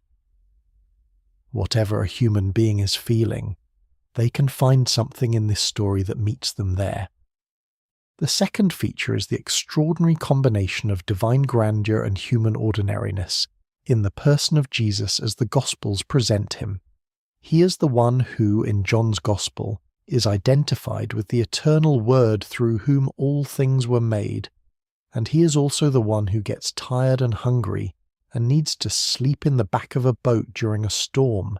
He is the one who raises the dead, and he is also the one who weeps when his friend Lazarus dies, who feels compassion at the sight of a hungry crowd, who gets frustrated with his disciples when they fail to understand what he is doing. This combination, the cosmic and the intimate held together without either dissolving the other, is, theologically speaking, the central claim of Christianity. And emotionally speaking, it is what makes the story feel safe to draw near to. A God who has been hungry, a God who has wept, a God who knows what it is to be afraid in a garden at night. This is a God, the story suggests, who is not merely the explanation of the universe, but a companion in the experience of being alive.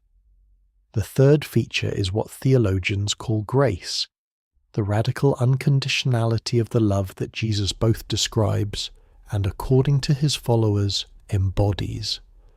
Grace is the love that comes before you have done anything to deserve it, the forgiveness that does not wait for you to be worthy, the welcome that is not predicated on your getting your act together first, the father running toward the prodigal son before the son has said a word, Jesus eating with tax collectors and sinners before they have changed their ways, Jesus saying to the criminal crucified beside him, a man who had done nothing to earn any such promise, "Today you will be with me in paradise." Grace is the idea that human beings are not fundamentally defined by what they have done wrong, that the last word is not judgment, but love. In a world in which most people carry a private catalogue of their failures and shortcomings, in which the relentless modern achievement culture makes inadequacy a chronic condition, the idea that you are already loved, that you do not have to earn your way into the light, lands with remarkable power. The psychological research on forgiveness, which has expanded dramatically in the last few decades, consistently finds that the capacity to forgive is associated with better mental health outcomes, lower rates of anxiety and depression, reduced physiological stress responses, and greater resilience. Unforgiveness, the research shows, is genuinely bad for you. Not just morally, but physically, emotionally, neurologically. The person who cannot release resentment and anger carries it in their body as chronic stress. The person who can forgive, not in the sense of excusing or minimizing what was done, but in the sense of releasing the grip that the past has on the present, reports a kind of liberation that therapists across different traditions recognize.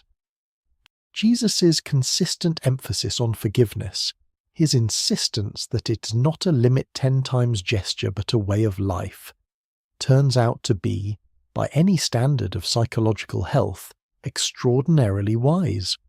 His teachings about anxiety and presence have been rediscovered in the contemporary era of mindfulness and cognitive behavioral therapy, with a vividness that bridges the ancient and the modern. the instruction to consider the lilies, to bring full attention to the present moment rather than the imagined catastrophes of tomorrow, is formally very close to what mindfulness meditation teachers have been advocating since the 1970s. The research on the benefits of present moment awareness, on the costs of rumination about the past and catastrophizing about the future, validates at a physiological level what Jesus was pointing to in a Galilean field 2,000 years ago. Practitioners of mindfulness-based cognitive therapy may not invoke his name, and they need not. But the wisdom is recognizably the same. His emphasis on love not as sentiment but as active, chosen, practiced commitment to the well-being of the other, aligns with what contemporary research on human flourishing consistently identifies as one of the most important factors in life satisfaction and psychological health. The Harvard study of adult development, the longest longitudinal study of human well-being ever conducted, followed hundreds of people over their entire adult lives and found that the quality of their relationships was the single most important predictor of health and happiness. Not wealth, not fame, not achievement, relationships, connection, love.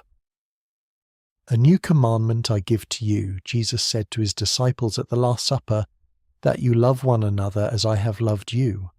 The command to organize your life around love, not merely to feel it, but to practice it, not as an emotion that comes and goes, but as a discipline that is chosen every day, is, it turns out, not only the religious ideal that Christians aspire to, but the psychological reality that modern science has confirmed is the foundation of a genuinely flourishing human life.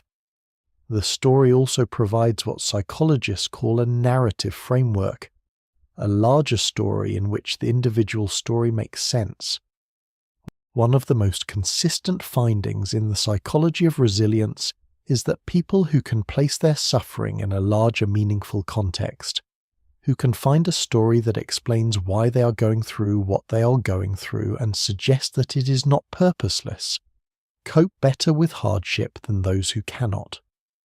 The story of Jesus offers, for those who embrace it, exactly this: a framework in which suffering is not meaningless, in which the worst that happens is not the end of the story, in which even death is surrounded by something larger than itself.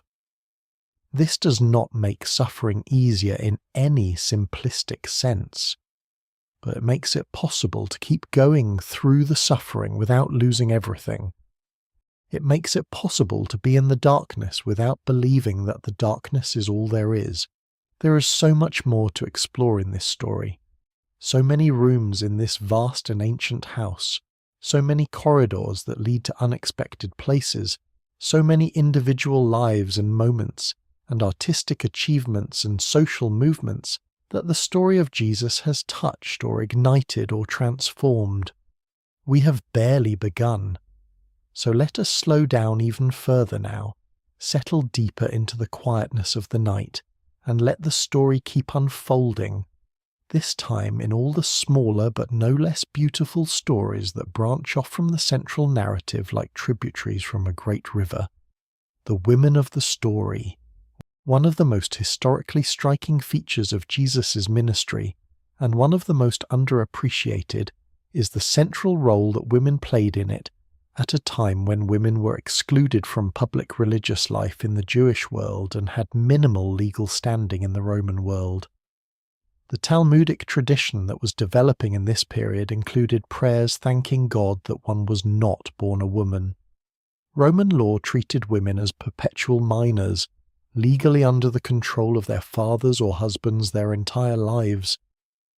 In this context, the fact that Jesus spoke directly and seriously with women, theological conversations, not social pleasantries, taught women among his followers, healed women, and depended on women financially. The Gospel of Luke tells us that several women, including Mary Magdalene and Joanna, the wife of Chusa, Herod's household manager, supported his ministry from their own resources, was genuinely countercultural. Mary Magdalene is the most prominent of these women, and her story has been overlaid with centuries of mistaken identification and deliberate distortion. She was not the unnamed sinner who anointed Jesus' feet. That identification was made by Pope Gregory I in a sermon in 591 CE, and was rejected by the Catholic Church itself in 1969.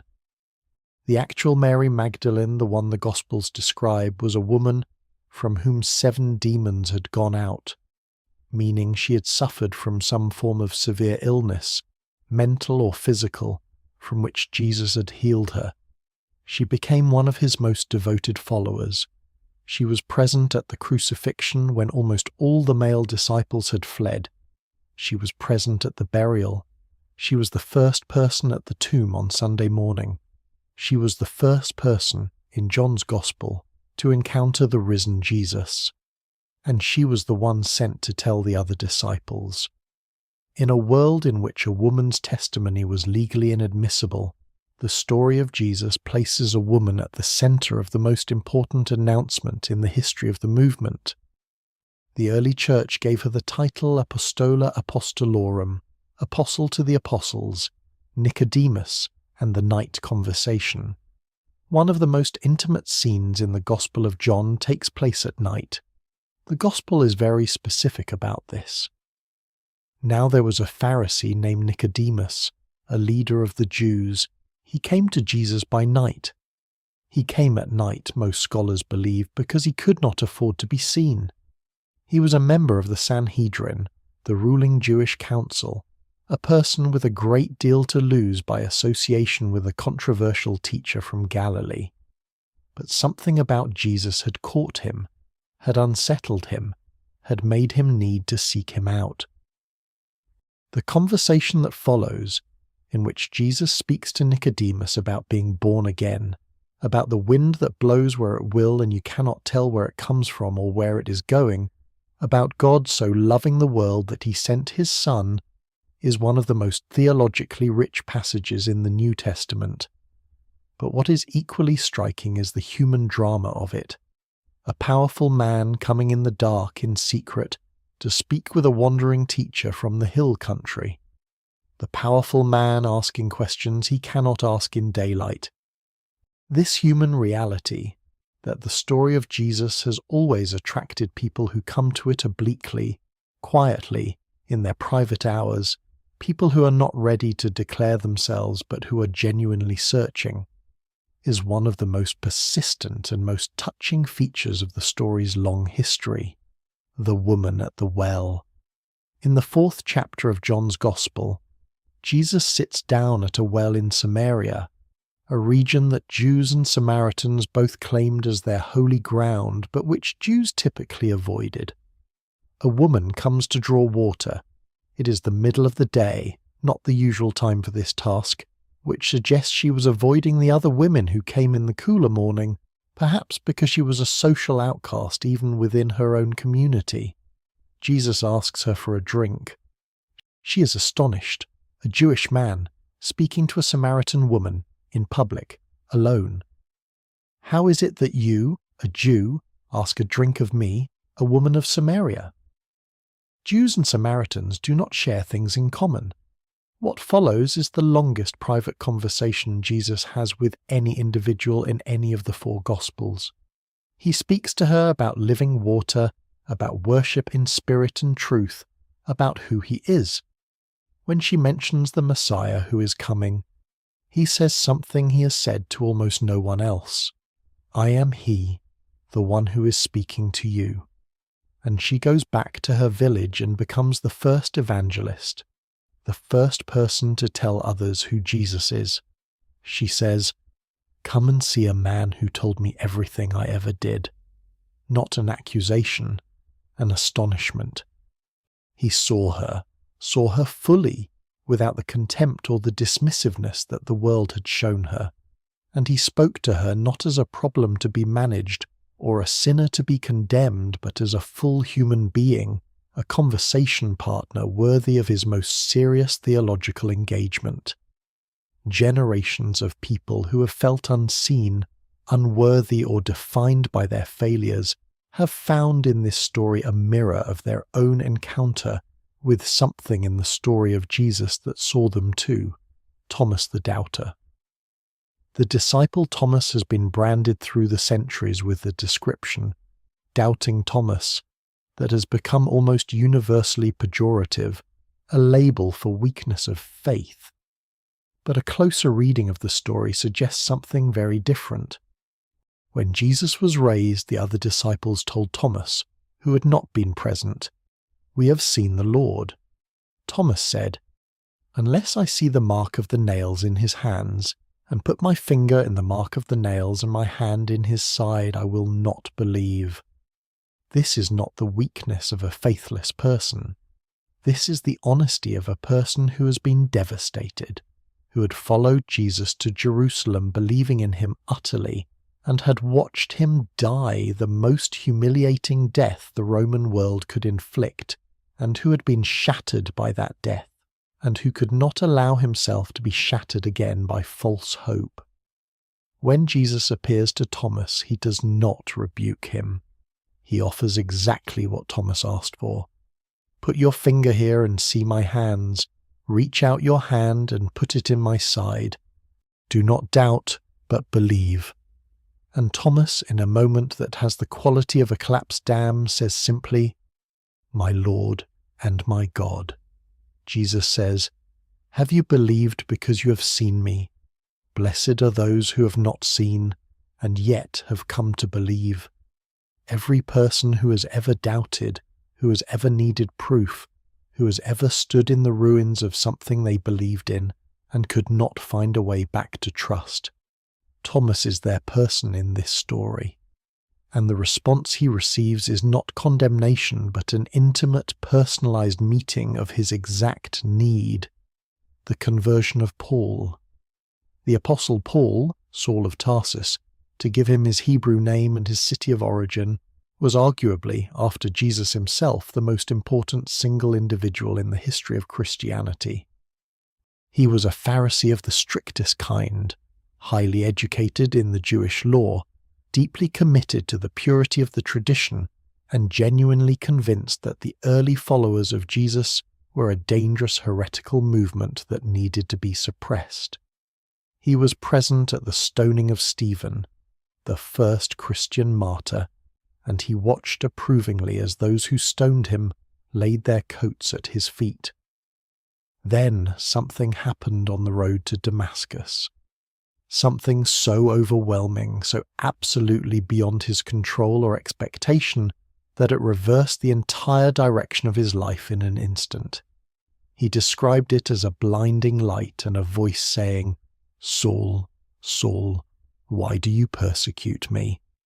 He was blind for 3 days afterward. He was cared for by a member of the community he had been intending to arrest. His entire framework for understanding the universe had been blown apart, and when it reassembled, Jesus was at its center. The letters Paul wrote to the early Christian communities, letters to Rome and Corinth and Galatia and Philippi and Ephesus and Thessalonica, are the earliest documents we have from within the Christian movement, written before the Gospels, written by a man of extraordinary intellectual and rhetorical power who was also, by his own account, personally and utterly transformed by his encounter with the story of Jesus. His letter to the Philippians, written from prison, contains one of the most remarkable statements of inner peace in the whole of ancient literature. "I have learned, in whatever state I am, to be content. I know how to be abased, and I know how to abound. In any and all circumstances I have learned the secret of facing plenty, and hunger, abundance, and need. I can do all things through him who strengthens me." The 13th chapter of his first letter to the Corinthians, the famous love chapter, often read at weddings, is a philosophical and psychological description of love so complete and so precise that it has been cited by scholars in disciplines as different as ethics, psychology, and linguistics as one of the most rigorous and beautiful definitions of love ever written. Love is patient. Love is kind. Love is not envious or boastful or arrogant or rude. It does not insist on its own way. It is not irritable or resentful. It does not rejoice in wrongdoing, but rejoices in the truth. It bears all things, believes all things, hopes all things, endures all things. Love never ends. Not sentiment, not feeling. A description of a practice, of what love looks like when it is actually working. The story and the arts. Painting. The history of Western painting for over 1,000 years is, to a remarkable degree, the history of the story of Jesus rendered visible. The Byzantine icon painters of the 5th through 15th centuries developed a visual language for representing the sacred that was not meant to be merely illustrative, but transformative. The gold background of the icon was not empty space, but the uncreated light of God. The distorted proportions of the holy figures were deliberate departures from naturalism, designed to indicate a reality different from the ordinary physical world. Icons were not pictures of Jesus. They were, in the Orthodox theological understanding, windows into his presence.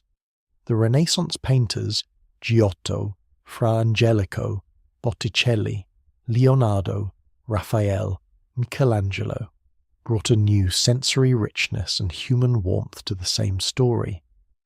Fra Angelico, the Dominican friar who spent the 1440s painting a series of frescoes in the cells of the convent of San Marco in Florence, created images of the Annunciation and the Nativity and the Transfiguration of such luminous simplicity and tenderness that visitors to the convent, centuries after his death, in a world utterly different from his, routinely stand before them in silence.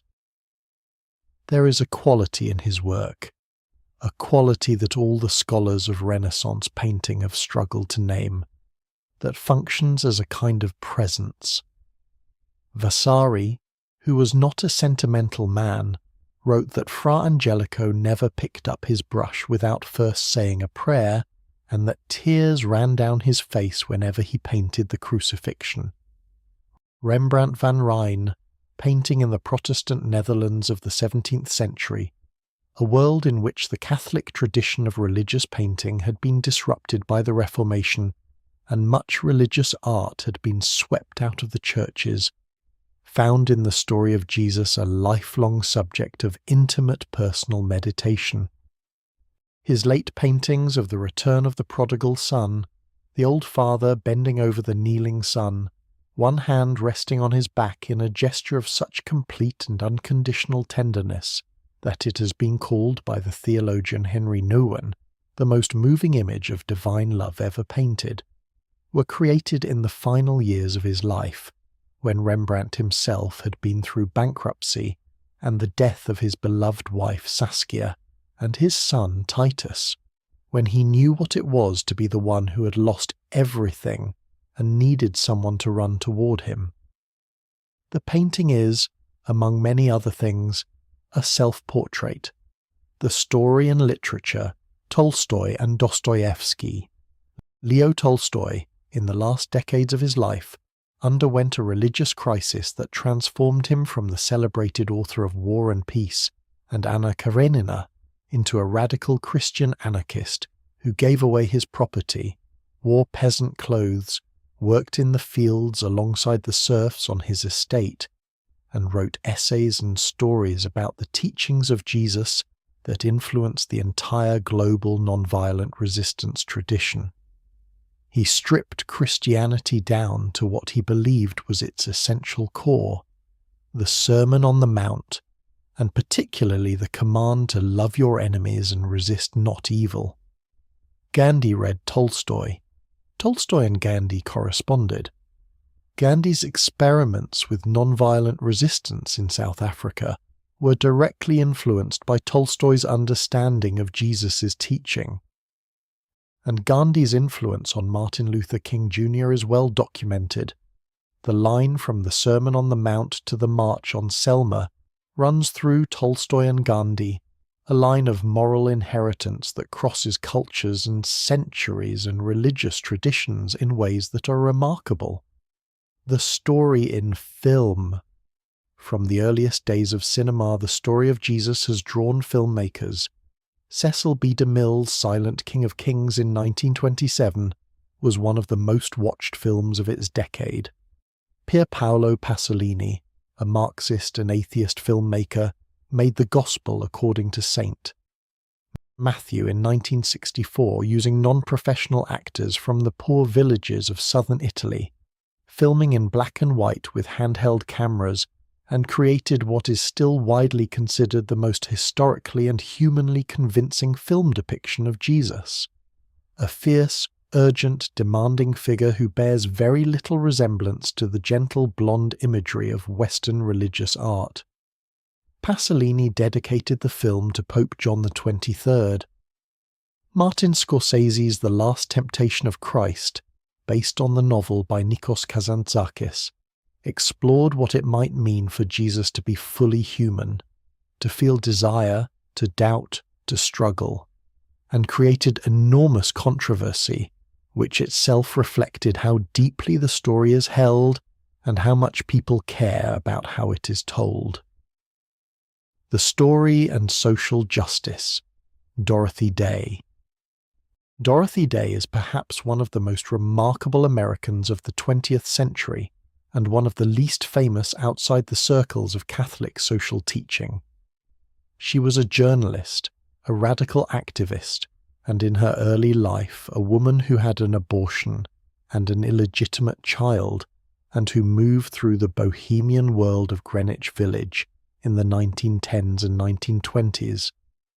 Then she converted to Catholicism, and the conversion was, as she described it, not a retreat from her commitment to justice, but a deepening of it. She found in the story of Jesus, particularly in the teaching that whatever you do to the least of these you do to him, the most radical political statement she had ever encountered. She founded the Catholic worker movement in 1933, in the depths of the Great Depression, with a newspaper that sold for a penny a copy, and hospitality houses in the poorest neighborhoods of New York where the hungry and the homeless and the marginalized could come and eat and find shelter. She said, "We feed the hungry because we believe in the literal presence of Christ in the least of the brethren." She was arrested many times. She protested against war, against poverty, against nuclear weapons. She was on the FBI's watch list for decades. She was also, by many accounts, a woman of extraordinary spiritual depth and personal holiness, who prayed for hours every day, and who read the story of Jesus not as an abstraction, but as a precise guide to how she was to spend her one human life. She died in 1980 at the age of 83 and is currently being considered for canonization as a saint. The Story in the Global South, Africa's Christianity.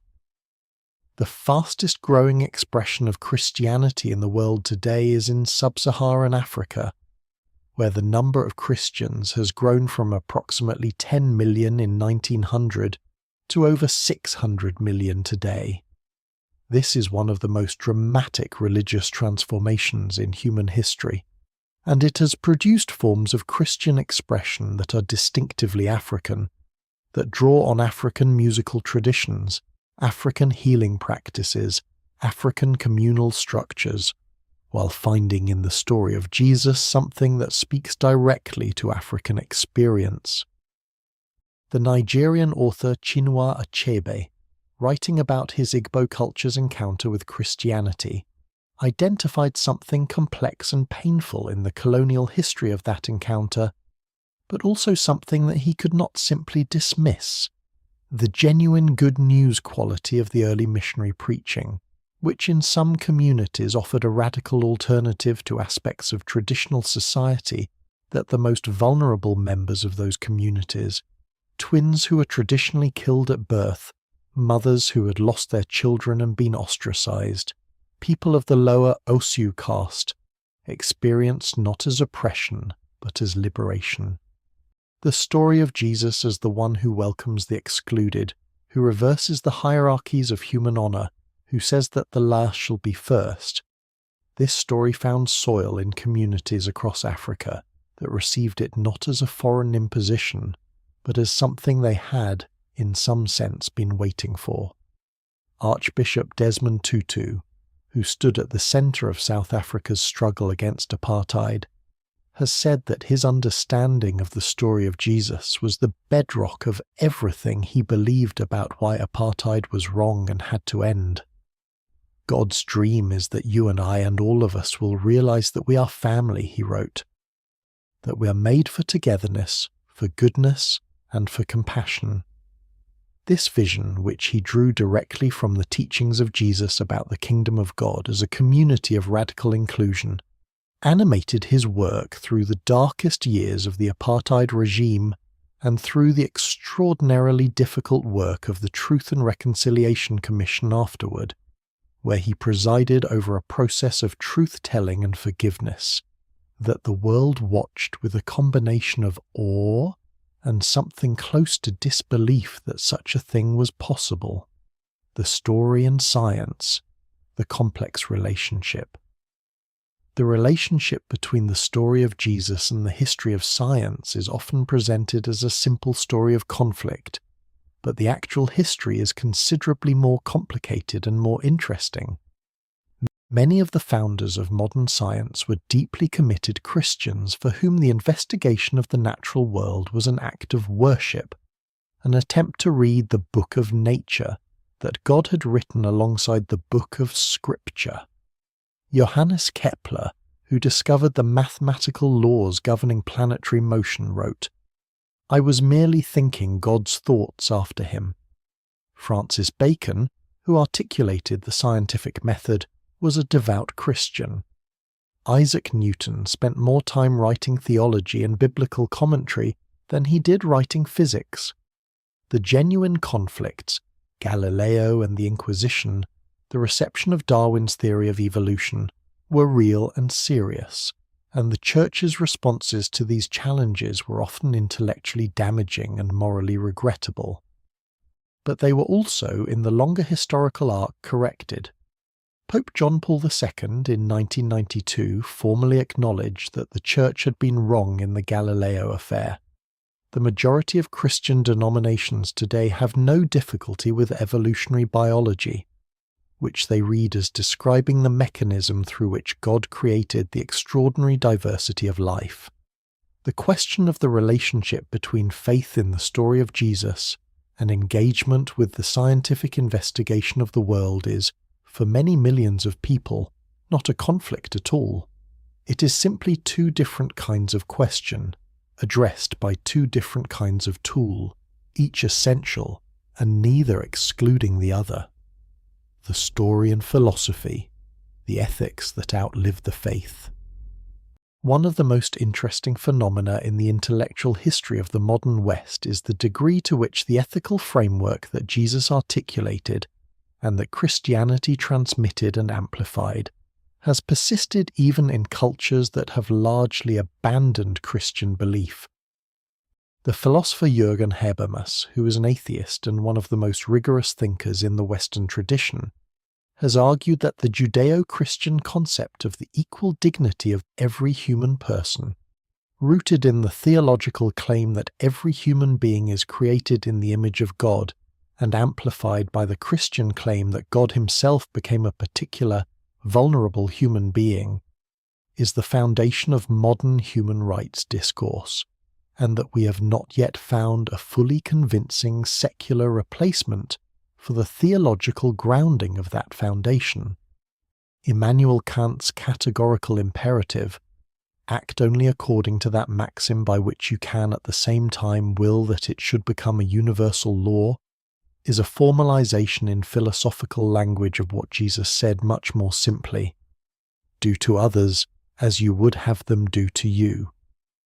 The Golden Rule appears in various forms in several wisdom traditions, but the prominence that Jesus gave it, and that the Christian tradition amplified, has shaped the moral intuitions of billions of people who have never studied philosophy, for whom the simple human wisdom of treating others as you would wish to be treated is simply the way decent people behave.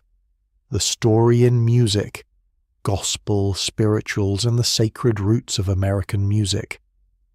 The music that African American slaves created in the plantations of the American South is one of the most extraordinary artistic achievements in human history, born in the most terrible circumstances that human beings have ever imposed on other human beings. These spirituals, those haunting, beautiful songs of longing and hope and faith, drew their imagery and their comfort directly from the story of Jesus. Nobody knows the trouble I've seen. Go down, Moses. Deep river. Were you there when they crucified my Lord? These were songs that found in the story of a man who suffered unjustly and who triumphed over death, a direct mirror of the experience of enslaved people who suffered unjustly and who maintained their dignity and their humanity against every effort of the system to destroy it. The musicologist and theologian James Cone argued in his foundational work, The Spirituals and the Blues, that the Jesus of the black spiritual tradition is not the domesticated, comfortable, middle-class Jesus of white American Christianity, but the Jesus of the Gospels, the one who was poor, the one who was executed by the state, the one who ate with outcasts and said, "The first shall be last." This Jesus, identified with the suffering of the oppressed rather than the comfort of the powerful, has continued to inspire music of extraordinary beauty and power through the tradition of gospel music, through the blues, which Cone saw as the secular cousin of the spiritual, and through the countless individual musicians and composers who have drawn on this tradition. The gospel music tradition that grew from the spirituals has in turn been one of the most generative forces in the history of popular music. Rock and roll, as numerous historians of popular music have documented, grew directly from the gospel music and the blues of the black church tradition. Elvis Presley grew up singing gospel. Little Richard was a Seventh-day Adventist who never fully resolved the tension between his gospel roots and his rock and roll life. Aretha Franklin was the daughter of a famous Baptist preacher and learned to sing in the church. Sam Cooke sang gospel before he sang pop. The rhythm, the call and response, the emotional directness, the sense that music could be a vehicle for something transcendent, all of this came from a musical tradition that was, at its root, a response to and a celebration of the story of Jesus as the enslaved people of America had received and transformed it. The story and death, what the story offers in humanity's most difficult hour. Among all the reasons the story of Jesus continues to move millions, perhaps none is more immediate or more personal than what it offers at the moment of death. The most universal human experience, and the one for which every culture has needed to find some kind of framework. The central claim of Christianity, that Jesus rose from the dead, that death was not the final word, is, for believers, not merely a theological proposition, but a lived reality that transforms the experience of dying and of grief in profound ways. The hospital chaplain and philosopher Samuel Oliver, who spent decades sitting with the dying, wrote about the way in which the story of Jesus, the story of someone who went through death and came back, functioned in the final hours of people's lives regardless of how formal their religious practice had been. People who had not been to church in decades reached for it. People who had considered themselves agnostic found themselves, in the face of the absolute reality of the end, wanting to know if there was something more, and finding in the story of Jesus the only account they could locate that took death with full seriousness and yet claimed that it was not the last thing.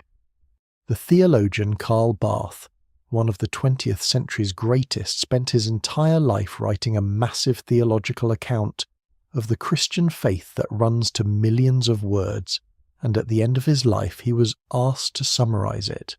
He said, "Jesus loves me, this I know, for the Bible tells me so.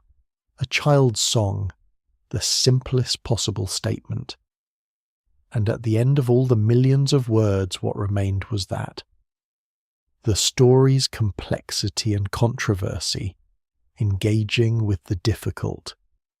It would be incomplete and dishonest to tell the story of the lasting power of Jesus' story without acknowledging the long and painful catalogue of ways in which that story has been used for harm. The Crusades, the Inquisition, the persecution of Jews under Christian rulers throughout the medieval period, fed in part by the theology of supersessionism that held Judaism superseded, and in part by the reading of the Passion narrative as making the Jews collectively responsible for the death of Jesus, a reading that the Second Vatican Council formally rejected in 1965 with the declaration Nostra et Ate, but whose damage had already been incalculable.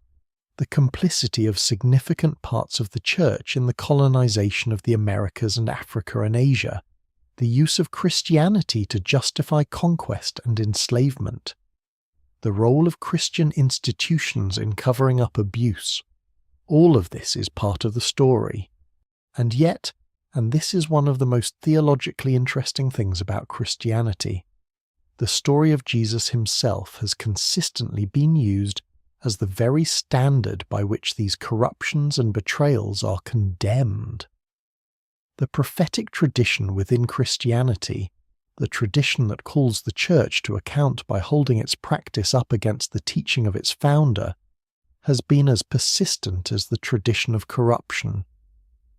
Every great reform movement within Christianity has appealed to Jesus.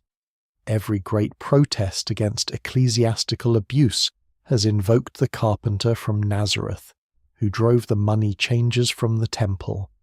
The story contains within itself the seed of its own critique, the standard against which its distortions are measured. This internal prophetic principle is one of the reasons the story has survived its own institutional failures with its essential core intact. The story and the mystics, Julian of Norwich, Meister Eckhart, Thomas Merton. The mystical tradition within Christianity has produced some of the most profound and beautiful writing about the inner life of the human soul in the entire history of human literature. Julian of Norwich, the 14th century English anchoress who spent her entire adult life in a small room attached to the Church of St. Julian in Norwich. She never left, receiving visitors through a small window and communing with the God she found in the story of Jesus through decades of quiet contemplation, wrote what is considered the first book in the English language written by a woman. Her revelations of divine love circles and recircles her 16 showings of God's love, finding in them more and more depth with each turn of contemplation. Her theology is, in some ways, the most radical in the Christian tradition.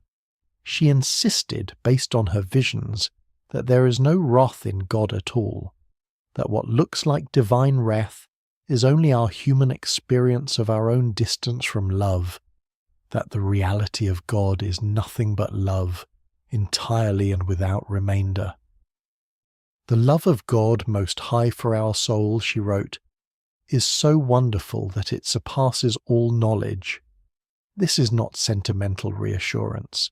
This is the testimony of a woman who had a near-death experience, who went through something she could only describe as dying and coming back, and who found on the other side of that threshold that the universe was held in something she could only call a love that was beyond all human understanding, but not beyond human experience.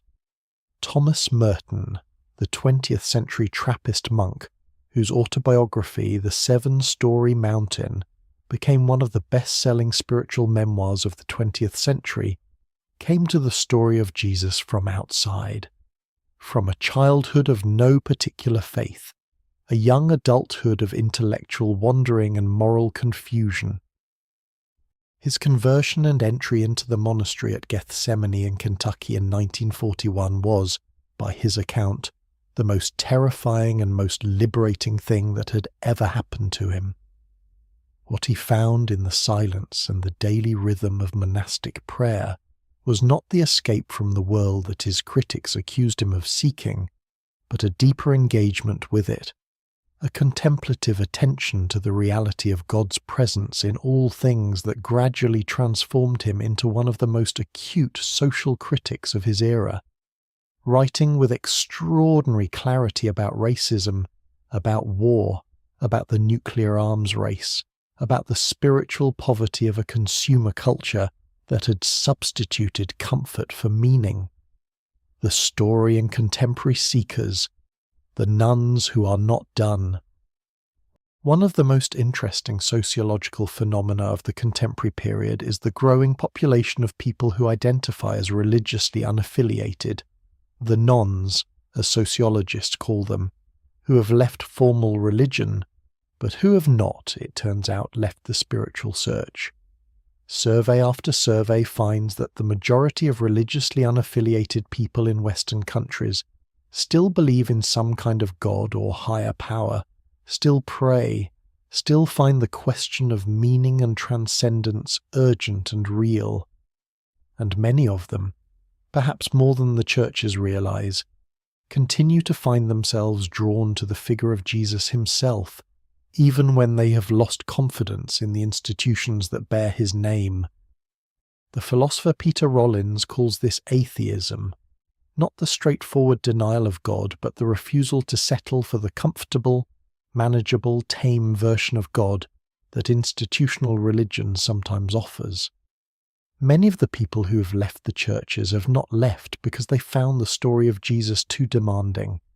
They left because they found the institution too comfortable, too compromised, too far from the radical, disruptive, welcoming, boundary-crossing figure at the center of the story.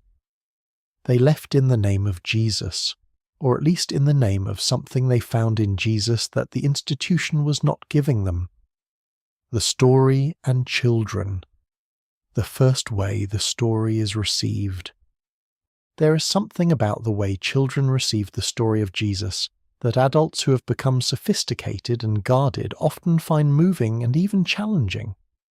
Children hear the parable of the prodigal son and immediately identify with the younger brother.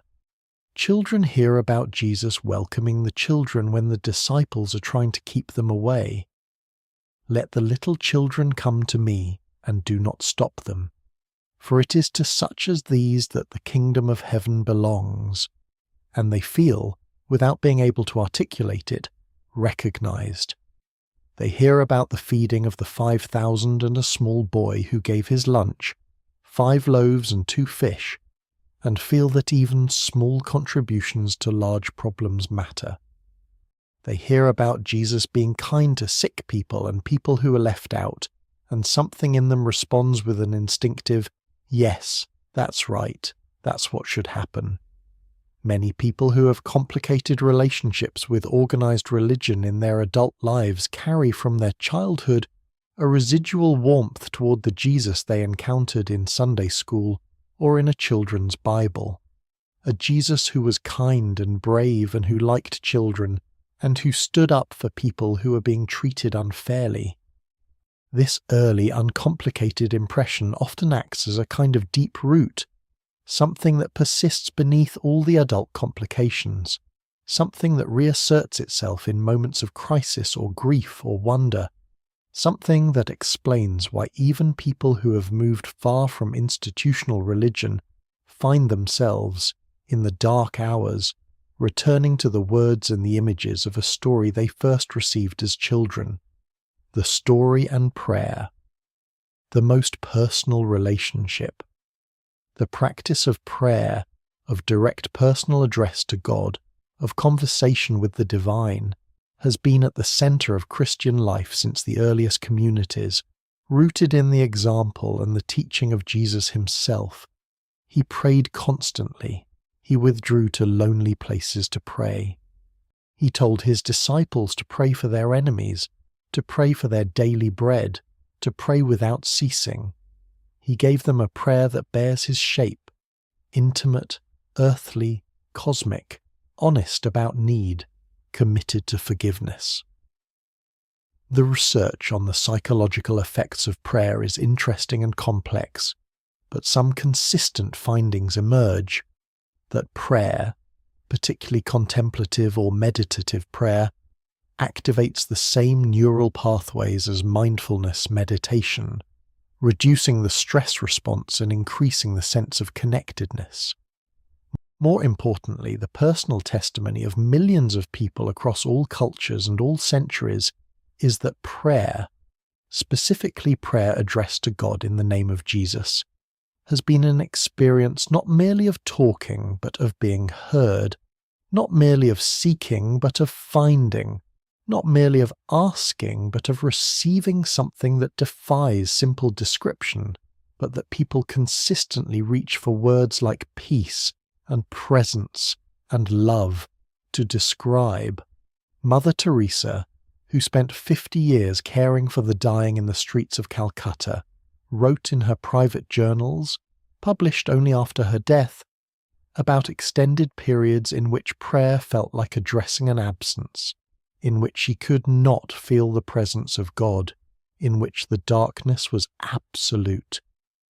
This revelation shocked many people who had seen her as a figure of unbroken spiritual radiance, but it also revealed something important, that her entire life's work was not sustained by comfortable religious feeling but by a naked act of will and faith, by the decision to keep praying and keep serving even when nothing came back in the way of consolation. The story of Jesus, she said, was what she held on to. The story of a man who had cried from the cross, my God, why have you forsaken me?" was the story that sustained a woman who knew what it was to feel forsaken. The story and the environment, a theology of creation care. In the contemporary crisis of climate change and environmental destruction, a new reading of the story of Jesus has emerged that finds in his teachings a basis for radical care for the natural world.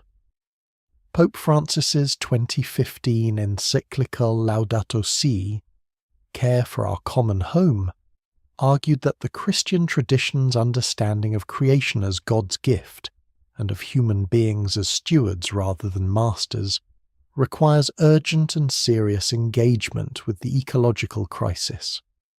The title itself, which means praised bay, is from the prayer of Francis of Assisi, who addressed the sun and the moon and the wind and the water as his brothers and sisters, and who found in the created world a constant occasion for wonder and gratitude. Jesus himself, the encyclical noted, grew up in close connection with the natural world. His parables were full of seeds and harvests, of birds and flowers and weather and seasons. His sense of the Father's care extended to sparrows and wildflowers. His world was a world without air conditioning or electric light, a world in which the rhythms of the natural world were the rhythms of life itself.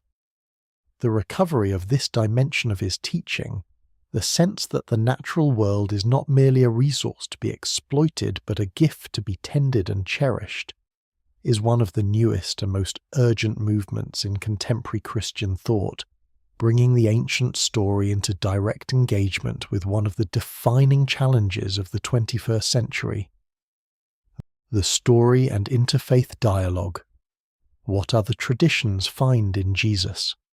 One of the most interesting dimensions of the story's continuing resonance is what people outside the Christian tradition have found in it.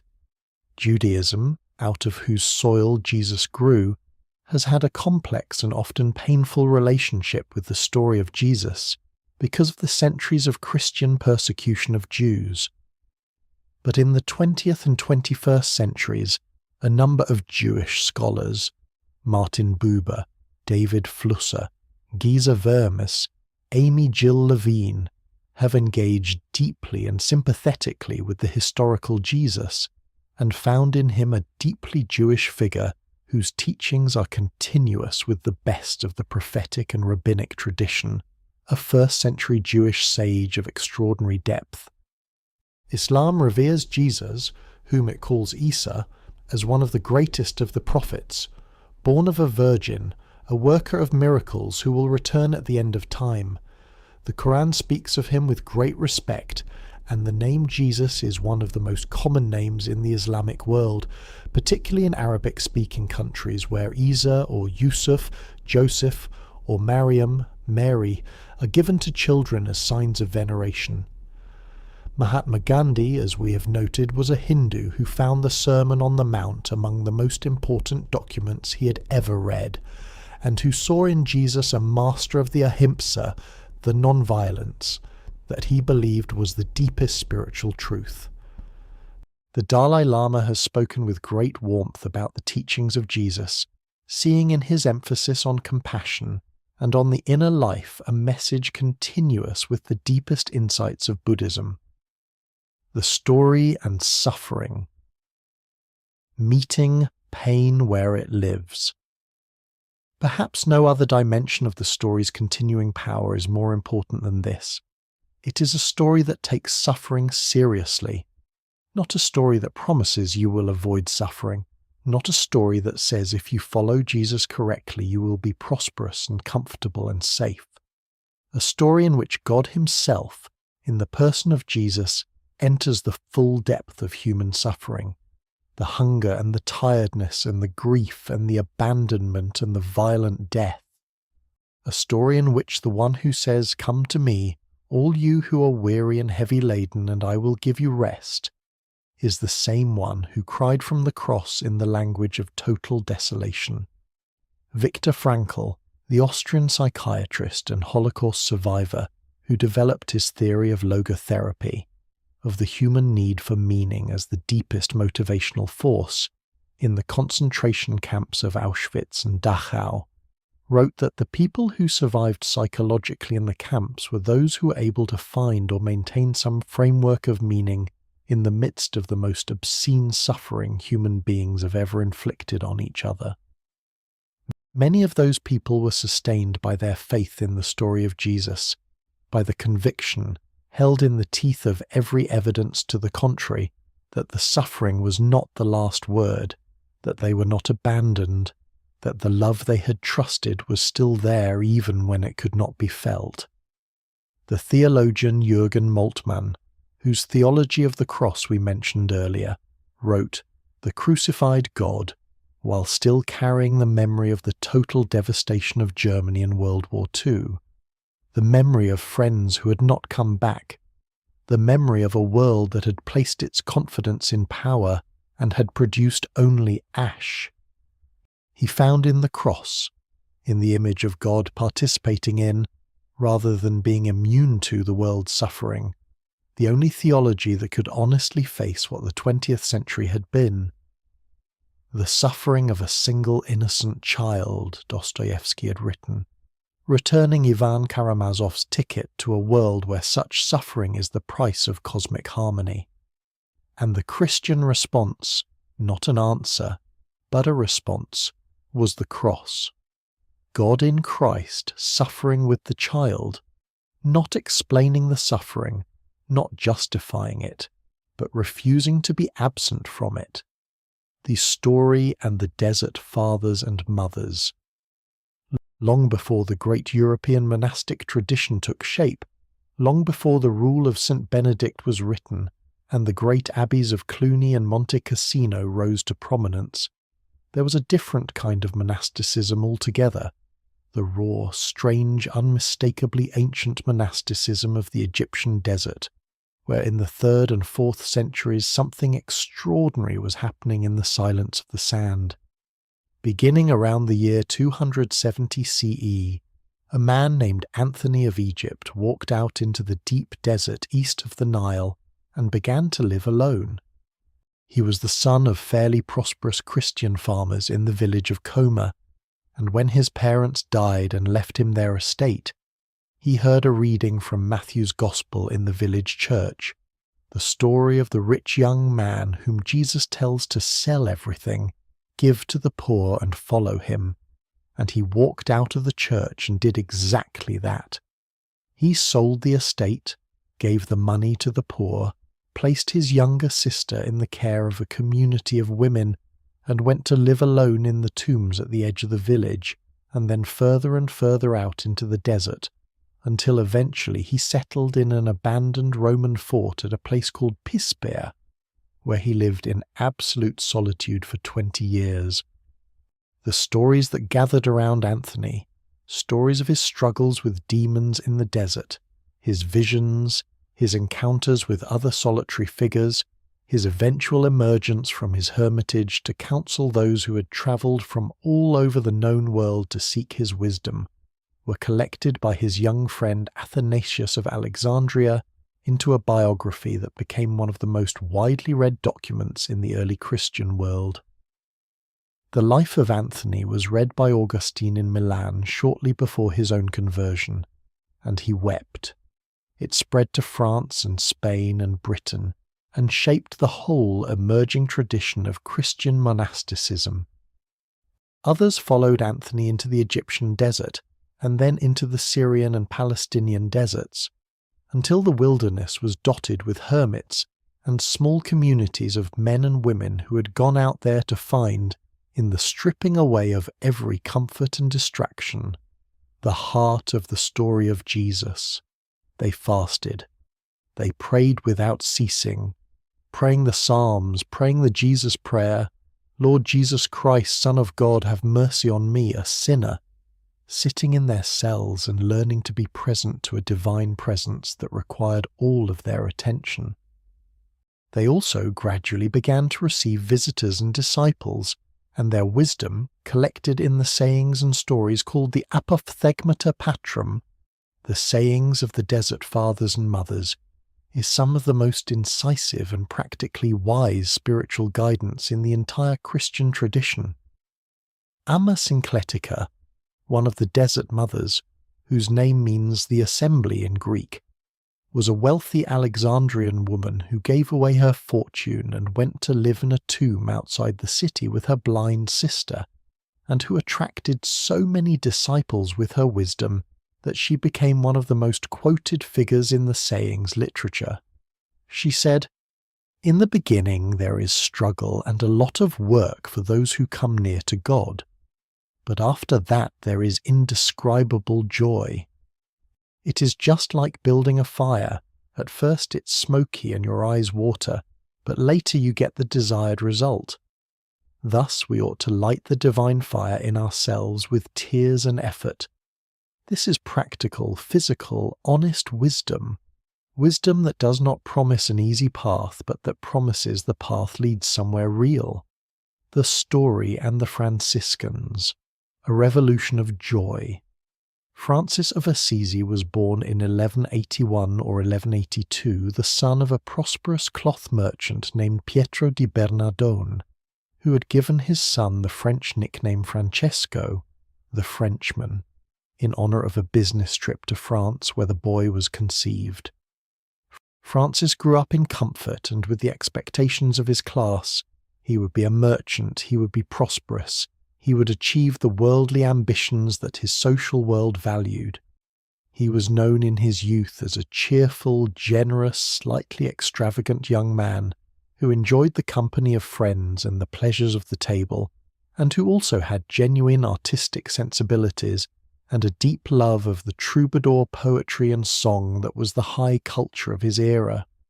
His conversion happened in stages, a period of illness after an unsuccessful military adventure, an encounter with a leper on the road.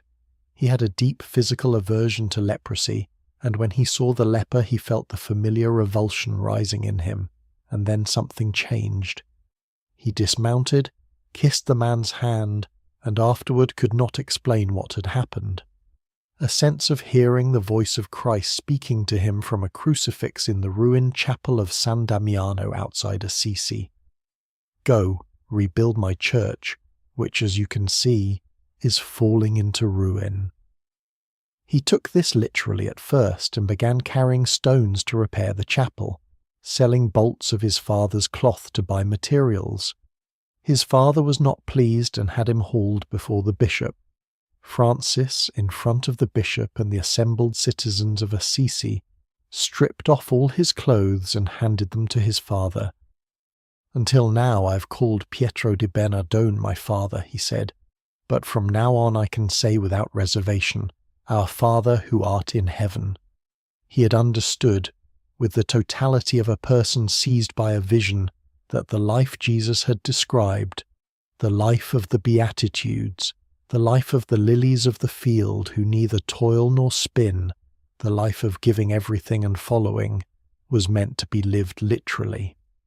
Not metaphorically, not as an aspiration, but as a practice, in the full flesh and blood reality of a human life.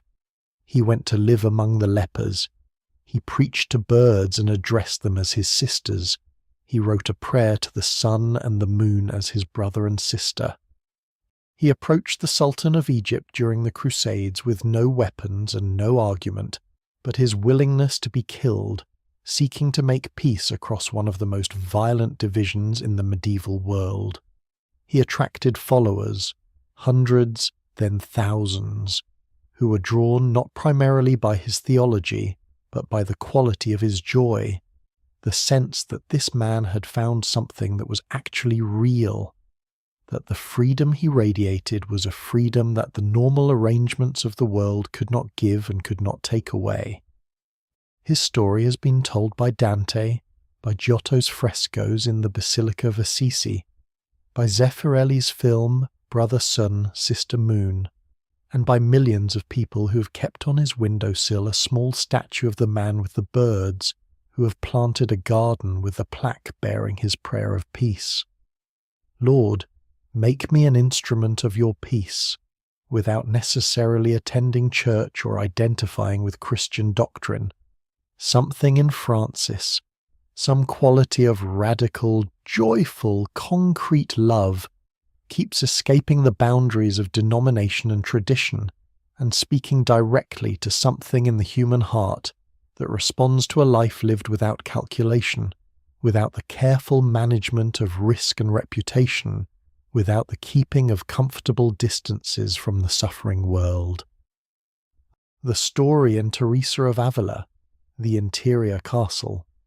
Teresa of Avila, the 16th century Spanish mystic and reformer of the Carmelite order, was a woman of extraordinary energy and intelligence who lived in a world that officially denied women authority in almost every realm: ecclesiastical, civic, intellectual. She reformed monasteries across Castile on foot and by mule, founded 17 convents, wrote some of the most psychologically acute accounts of the spiritual life in the history of the tradition, and was eventually named a Doctor of the Church, the first woman to receive that honour, by Pope Paul VI in 1970. Her major work, The Interior Castle, El Castillo Interior, written in 1577, describes the life of prayer as a journey through a castle of many rooms, moving from the outer chambers, where a person is still largely preoccupied with the affairs of ordinary life, inward through successive stages of deepening encounter with God, toward the innermost chamber where union with God becomes possible.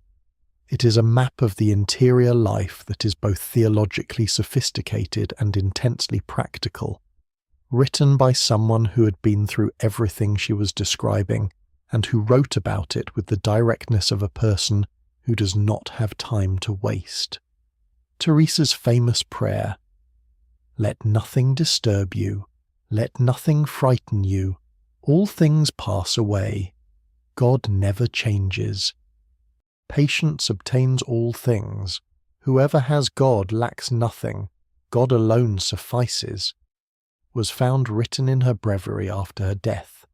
It is brief enough to memorize in 5 minutes and deep enough to spend a lifetime exploring.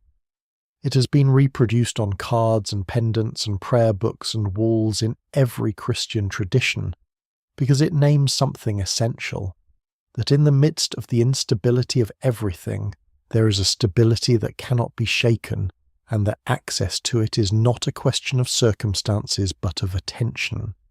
The story and the Reformation's impact on Western civilization.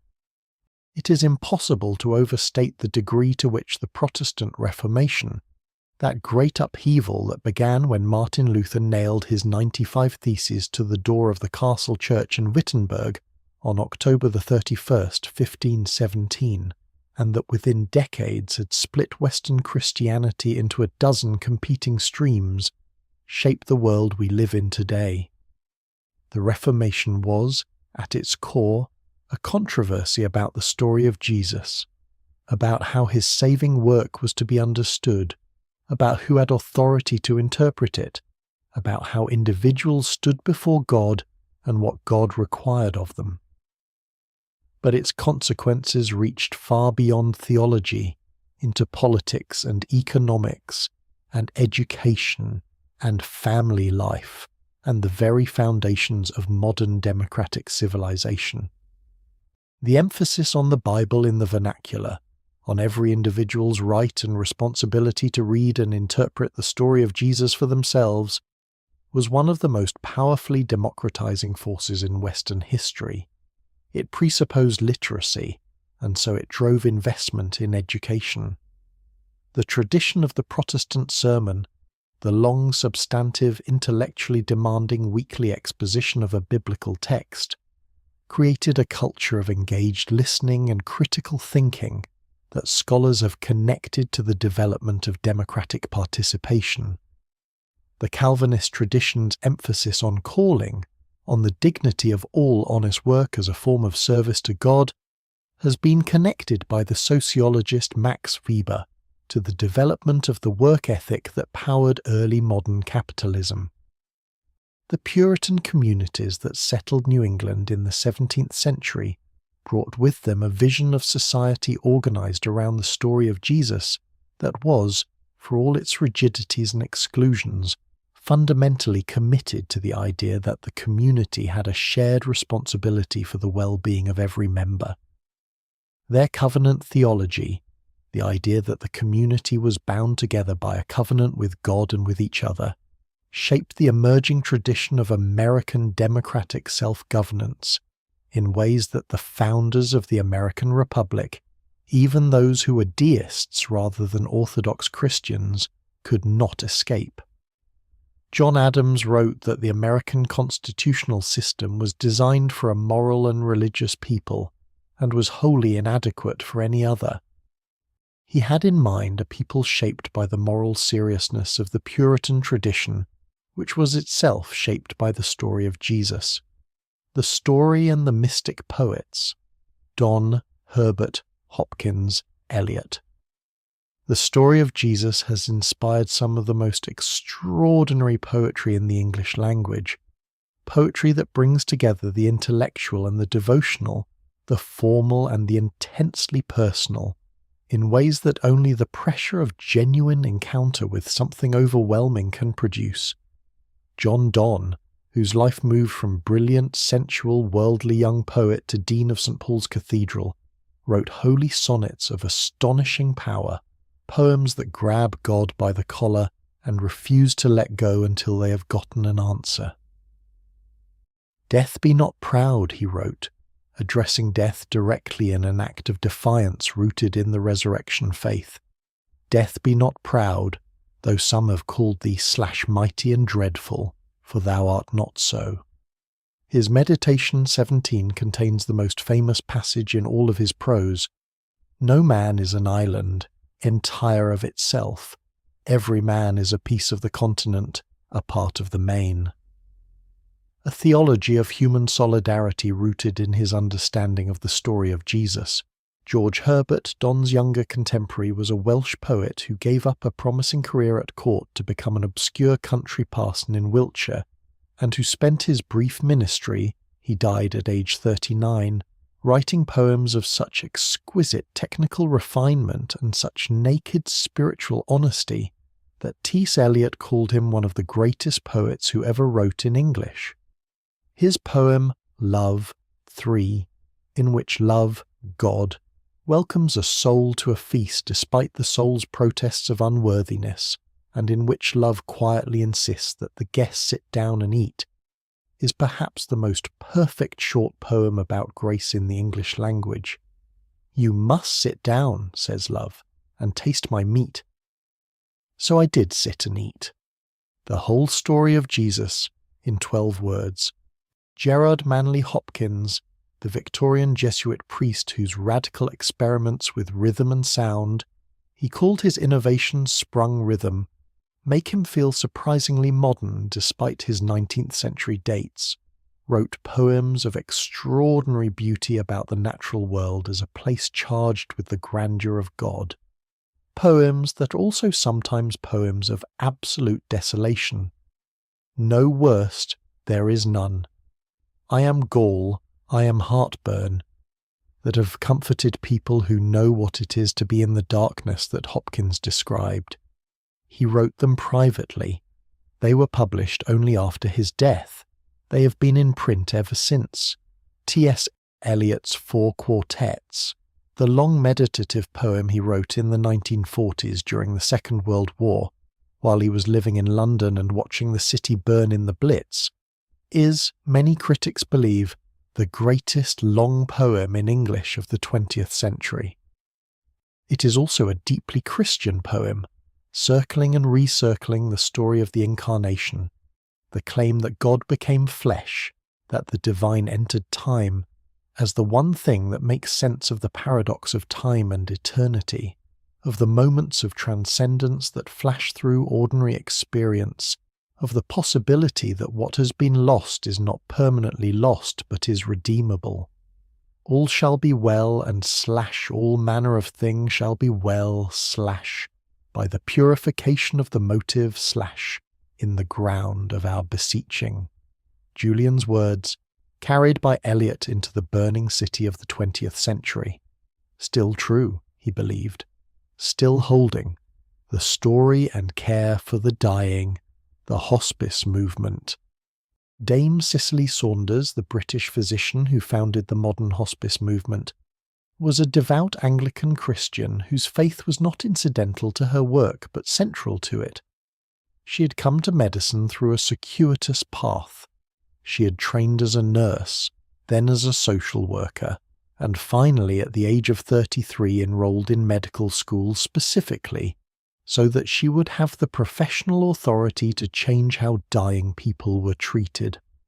In the 1940s and 1950s, dying people in most hospitals were managed, kept alive or allowed to die through a medical protocol that often ignored their pain and almost always ignored their personhood, their need for relationship and dignity, and the kind of presence that goes beyond clinical competence.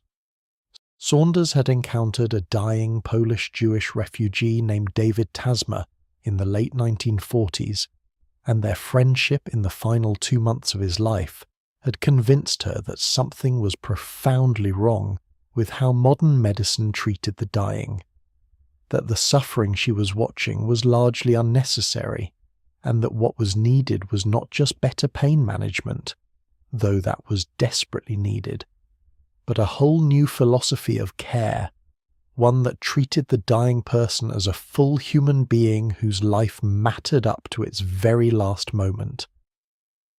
David Tasma left her £500 when he died, saying, "I will be a window in your home." The first hospice, St Christopher's in Sydenham, London, opened in 1967 with that phrase carved somewhere into its spirit. Saunders' entire philosophy of total pain, the understanding that dying people suffer not just physically, but emotionally and spiritually and relationally, and that care for the dying must attend to all of these dimensions, was shaped by her reading of the story of Jesus as the one who attended to the total personhood of those he encountered. Her approach spread across the world and has transformed how millions of people die, giving them the possibility of a death that is as full of humanity and dignity and relationship as any other moment of their lives. She herself died in St. Christopher's Hospice in 2005, in the same bed where she had sat with so many dying people, tended by her staff. She was 97 years old. The story and architecture, the cathedral as theology in stone, the great Gothic cathedrals of medieval Europe, Notre Dame de Paris, Chartres, Salisbury, Canterbury, Cologne, Amiens, Westminster, are among the most extraordinary architectural achievements in the history of human civilization. They were built over centuries by generations of craftsmen who would never see the finished structure and whose names have mostly been forgotten, in an act of collective devotion that had no economic justification in any ordinary sense. They were built to tell the story of Jesus in stone and glass, and to create within their soaring interiors a physical experience of the transcendent, an experience of being very small within something very vast and very beautiful, which was also, in the medieval theological understanding, an experience of being in the presence of God. The Gothic architectural revolution of the 12th century, the development of the pointed arch and the flying buttress that made it possible to push the walls of a cathedral up to previously unimaginable heights, and to fill those walls with stained glass rather than stone, was driven by the theological insight of Abbot Suger of the Basilica of Saint-Denis near Paris, who believed that beautiful light, filtered through glass of extraordinary colour, was a way of communicating the divine.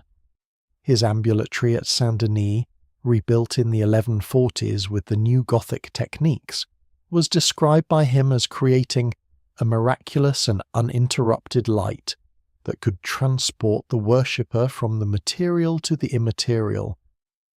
The light coming through the rose windows of Chartres Cathedral, light that has been filtering through those 13th century windows for 800 years, falls on the stone floor of the nave in pools of blue and red and gold that feel, to many people who have stood in them, like being immersed in something that exceeds the physical. The story of Jesus is told in the sculptural programs of the great cathedral doorways at Chartres, at Amiens, at Reims, in an elaborate visual theology that was intended to be legible even to the illiterate. Every figure in its place, every scene from the life of Christ in its ordered sequence, the whole of sacred history from the fall of Adam to the Last Judgment, arranged around the doors through which the worshipper passed from the ordinary world into the sacred space. The cathedral was itself a story, a three-dimensional, light-filled, sound-resonant story, and standing inside it, surrounded by its harmonies of proportion and light, and the memory of 8 centuries of prayer soaked into its stones, is an experience that secular visitors as well as religious ones frequently describe as moving them to something they struggle to name. The story and pilgrimage, the journey as spiritual practice, the practice of pilgrimage, of physically travelling to places made holy by the story of Jesus or by the lives of those who bore his story forward, has been one of the most persistent and widespread expressions of Christian devotion since the earliest centuries of the Church.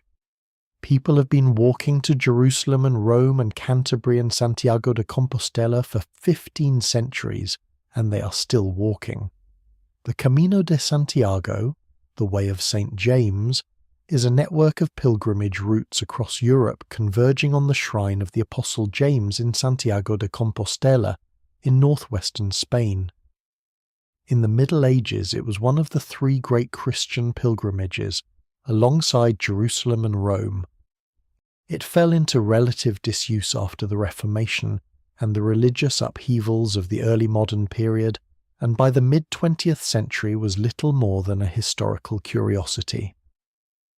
Then something remarkable happened. Beginning in the 1980s and accelerating through the 1990s and 2000s, the number of pilgrims walking the Camino began to grow, slowly at first, then dramatically. In 2019, more than 340,000 people received the Compostela, the Certificate of Completion, in Santiago. They came from every country.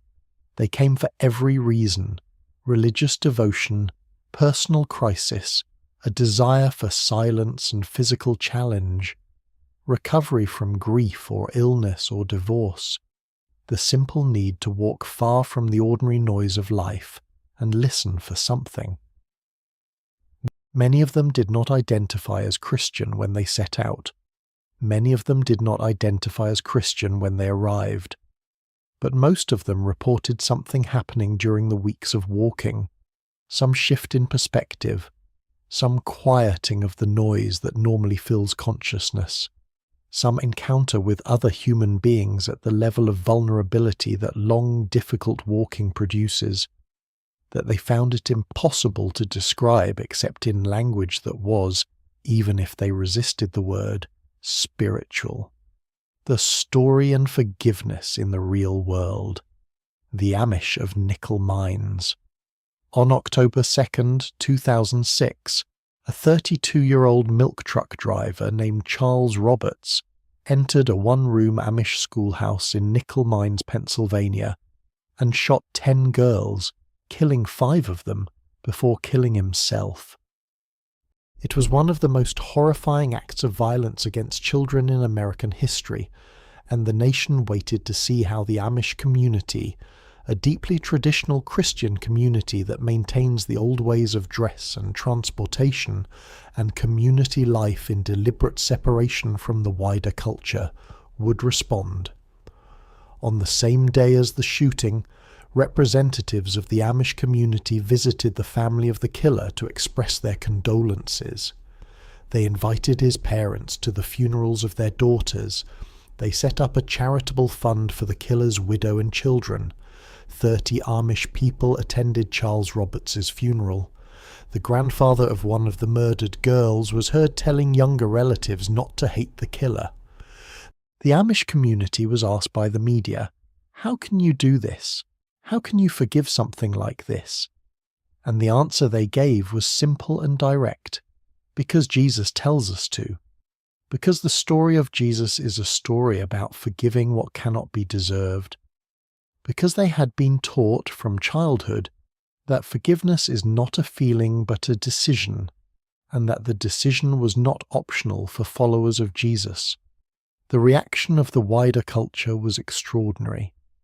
The Amish community's response to this atrocity, its insistence on forgiveness in the face of the most devastating possible provocation, was covered on the front pages of newspapers around the world and became the subject of books and documentaries and countless articles, because it was so incomprehensible by the standards of the ordinary world, and so recognizable by those who encountered it as something genuinely different in kind from the usual human response to violence.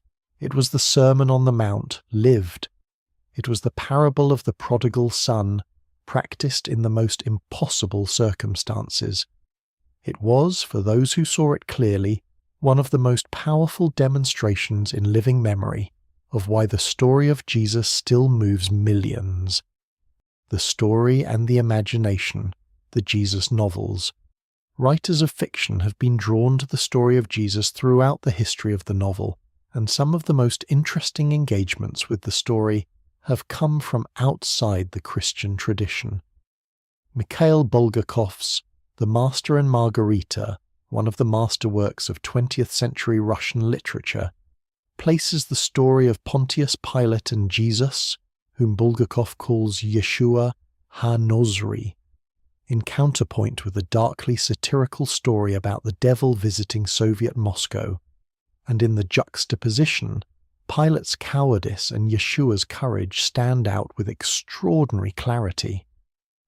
The brief, intense scenes between Pilate and Yeshua are, many critics believe, the most compelling literary imagining of the encounter between Jesus and the Roman governor ever written.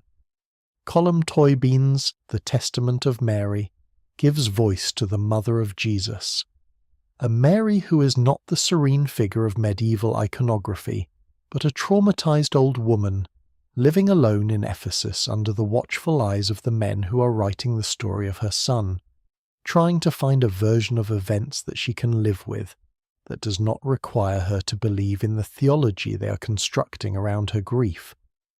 It is a devastating and deeply humane novel, and its power comes precisely from its willingness to imagine the raw human reality behind the sacred story. The mother, the son, the violence, the loss. The story in children's literature of the Narnia effect. We have mentioned C.S. Lewis's Narnia Chronicles in the context of Tolkien and the Christian imagination, but it is worth pausing on them again because their impact on the children who have read them across 7 decades and in more than 40 languages has been extraordinary. Millions of adults who read the Narnia books as children report that when they first encountered the death of Aslan on the stone table, his voluntary self-offering, the deep magic that makes it redemptive, the resurrection in the spring morning, something happened in them that they did not have the language to describe at the time, but that has never fully faded. The story of Jesus in Lewis's retelling reached them as children at the level of imagination, as story, as image, as felt experience, and planted something that kept growing whether or not they ever identified it as the story of Jesus. Lewis himself said that he wanted the Narnia stories to do what direct religious instruction could not do, to bypass the watchful dragons of the reader's rational defences and speak directly to the imagination, so that when people later encountered the Christian story as adults, they might feel not that they were encountering something new and foreign, but something half-remembered, something that had already touched them. Whether or not one agrees with his theology, the pedagogical insight is real. Story reaches places that argument cannot reach, and the story that reaches those places in childhood tends to stay there. The story and the ordinary day, the hidden saints. It would be incomplete, deeply incomplete, to tell the story of the lasting power of Jesus' story by speaking only of the famous figures, the great artists and reformers and theologians and mystics. Because the most pervasive and most essential expression of the story's power is not in the biographies of remarkable people, but in the lives of ordinary people who've been quietly shaped by it for 2,000 years. People whose names will never appear in any history book, who built no cathedrals and wrote no encyclicals and founded no movements, who simply tried, day by day, in the circumstances of their ordinary lives, to live as they understood the story of Jesus to require. The mother who sat by her sick child's bed through the night and prayed the prayers she had learned as a child, and who found in those prayers the strength to stay and the peace to trust when the medicine was not enough. The farmer in the drought who shared the last of his water with his neighbour, without being asked, because he remembered a story about a man who gave his coat when only his cloak was asked for. The woman who kept visiting her friend in prison for 15 years, every visiting day, not because it was easy or comfortable, but because she had read a story about a man who said that whatever you did for the least of these, you did for him, and she took him at his word. The old man who forgave his estranged son, and the young man who went home again.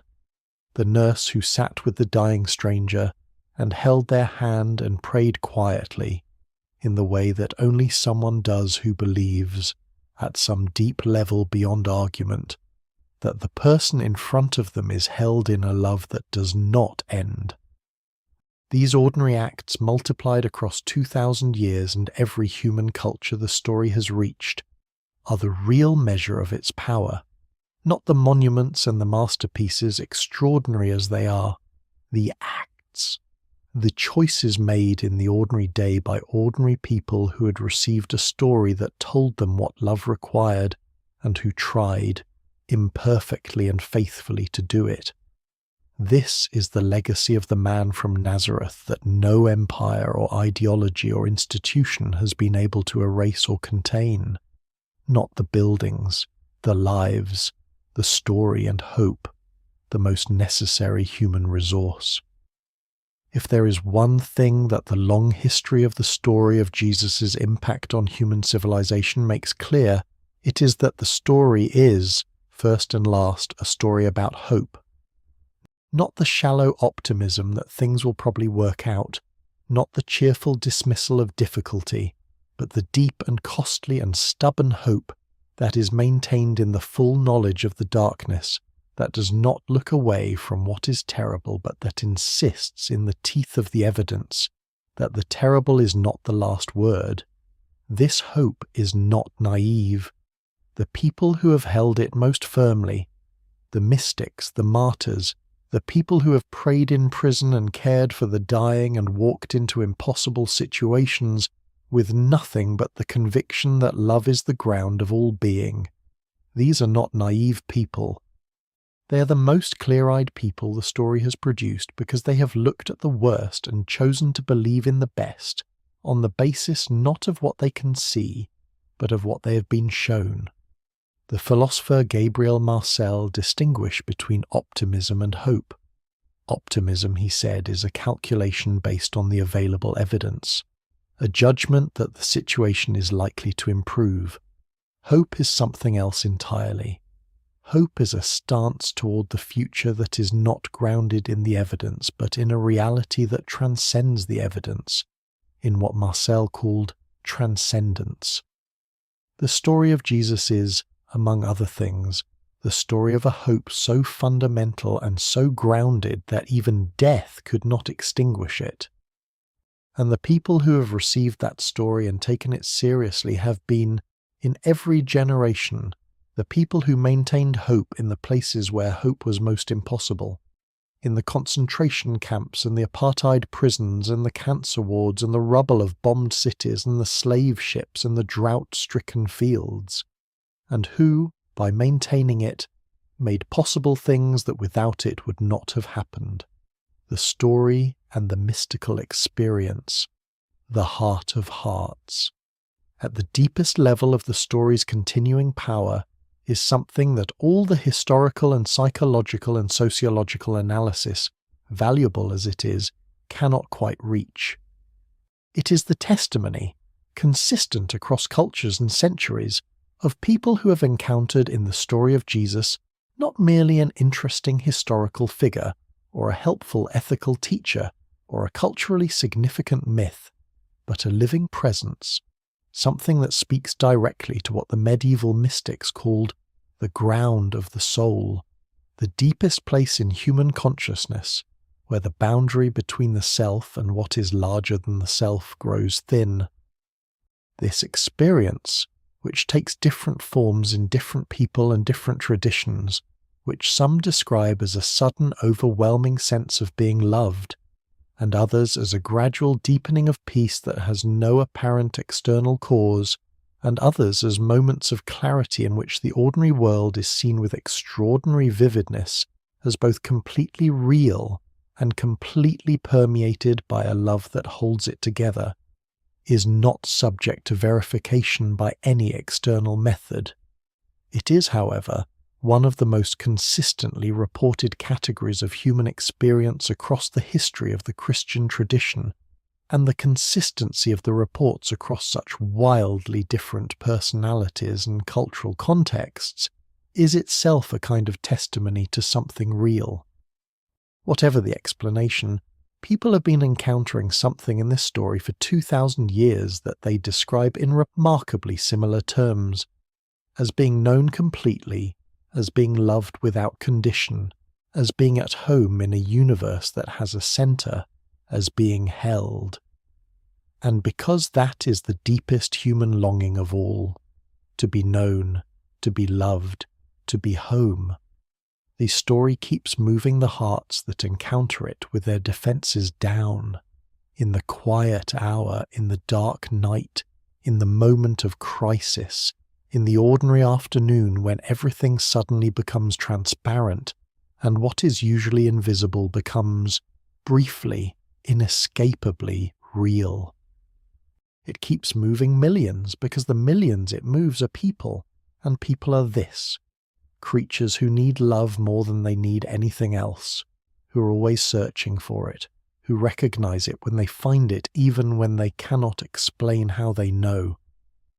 The story and the imagination, Tolkien, Lewis, and the Christian myth.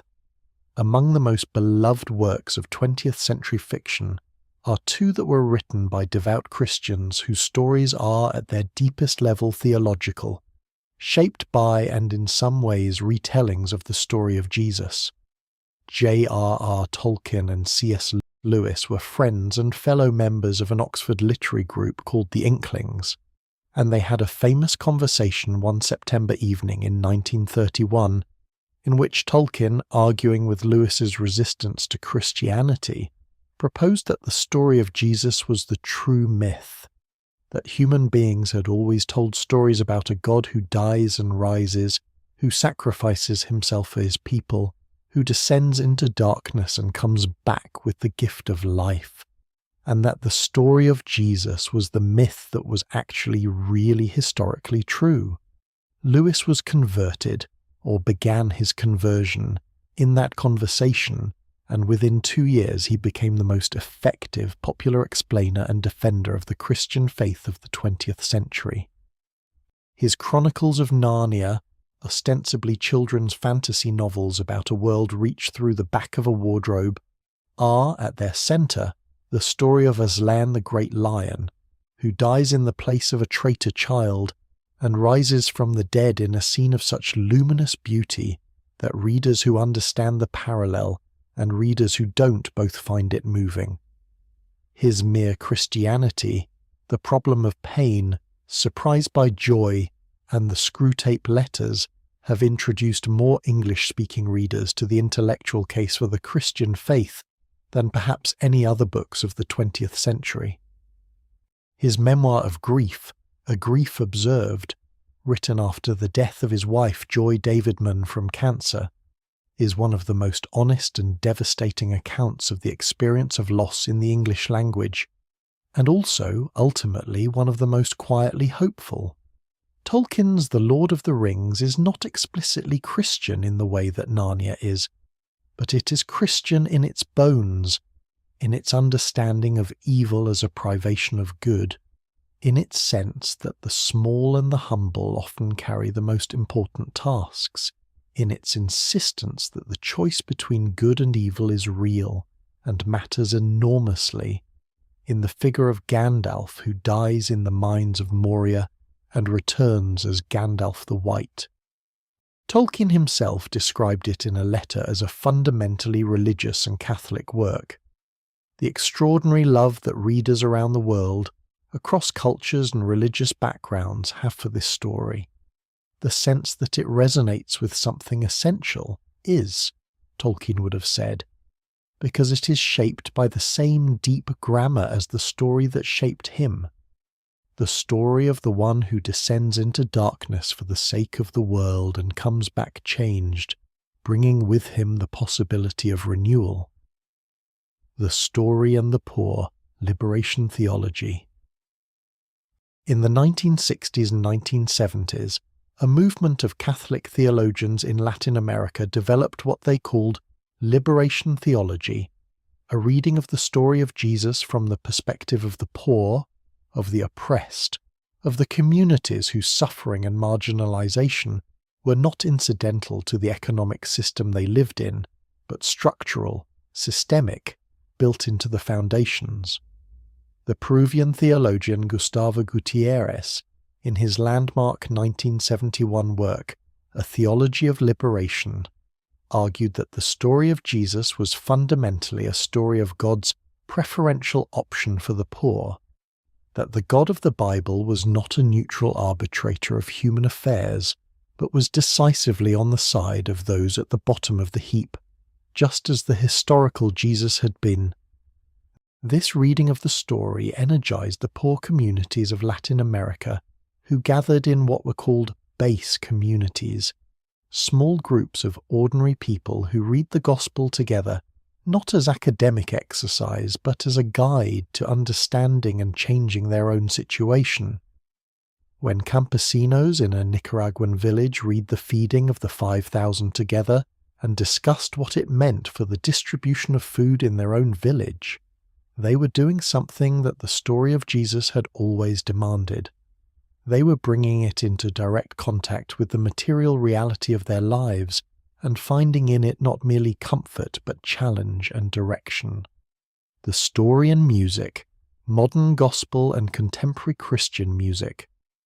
The tradition of music inspired by the story of Jesus continues to evolve and expand in every generation. Contemporary Christian music, which ranges from the acoustic intimacy of singer-songwriters like Josh Garrels or Audrey Assad to the anthemic worship of Hillsong United or Elevation Worship, from the raw gospel of Kirk Franklin to the contemplative chants of Taizé, is, measured by pure numbers of listeners and economic value, one of the largest and most vital genres in popular music. Hillsong's worship songs are sung in churches around the world in hundreds of languages every Sunday morning. What is striking about the most effective of these songs, the ones that have spread beyond their denominational or theological origins into wider culture, the ones that get sung at funerals and hospital bedsides and moments of personal crisis, is that they consistently reach for the same emotional register that the story of Jesus itself reaches for, the place where hope and grief meet, the place where the assertion of love in the face of evidence to the contrary is most necessary and most costly. Amazing Grace, John Newton's hymn, written in 1779 by a former slave trader whose encounter with the story of Jesus transformed his life and eventually led him to support abolition, has been sung at more significant human moments than almost any piece of music in the Western tradition. It was sung at the funerals of John F. Kennedy and Martin Luther King Jr. It is sung at vigils after mass shootings. It is sung by people who would not call themselves Christian, at moments when they need the language it carries, the language of being lost and being found, of grace that reaches even the worst thing a person has ever done. The ongoing story, Jesus in the 21st century. The story of Jesus in the 21st century is being retold and rediscovered in ways that would have been unimaginable even a generation ago. The internet has made it possible for people around the world to access not only the biblical texts, but the centuries of scholarship, reflection, art, music, and personal testimony that the story has generated, and also to form communities of people who share the story across every geographical and denominational boundary. A woman in a rural village in Ethiopia and a man in a high-rise apartment in Seoul can participate in the same online Bible study, can read the same blog post about the meaning of a parable, can share in the same global conversation about what the story means. The story is also being retold in new languages and new forms. The Jesus Film Project, which has translated and distributed a film version of the Gospel of Luke, claims to have made it available in over 1,700 languages and to have shown it to more than 6 billion people, making it by some accounts the most widely viewed film in human history. In areas of the world where literacy is limited and access to written text is minimal, this visual telling of the story has introduced it to communities that had never encountered it, and the response, documented by the filmmakers in hundreds of accounts, is often one of immediate, visceral recognition that something in the story speaks to something in the human heart that does not require a particular cultural background to resonate. There are also the stories of people who have had experiences of Jesus that they find impossible to explain within conventional categories, visions, encounters, moments of inexplicable peace in the midst of crisis, healings that doctors could not account for. The scholarly literature on such experiences is complex and contested, and their interpretation is deeply shaped by the theological framework the experiencer brings to them. But the experiences themselves are reported by people across cultures and centuries in ways that are strikingly consistent: a presence, a light, a voice or a conviction speaking directly to the deepest place of fear or pain, a sense of being completely known and completely loved. Whatever these experiences are, they are one of the ongoing rivers through which the story of Jesus continues to flow into human lives. The story's enduring question, "Who do you say that I am?" Midway through the Gospel of Mark, Jesus is walking with his disciples near the city of Caesarea Philippi, a place associated in the ancient world with the worship of the Roman gods, a deliberately striking setting, and he asks them, "Who do people say that I am?" They report the various opinions circulating among the crowds. Then he asks the more personal, more direct, more urgent question, "But who do you say that I am?" And Peter, impulsive Peter, the Galilean fisherman who will within hours betray the man he's about to call his Lord, answers, "You are the Messiah." This question, "Who do you say that I am?" has been the central question of the story of Jesus for 2,000 years. It is the question that every person who encounters the story must eventually answer for themselves. The answers have been enormously varied: teacher, prophet, son of God, moral exemplar, revolutionary, Lord, myth, healer, liberator, friend.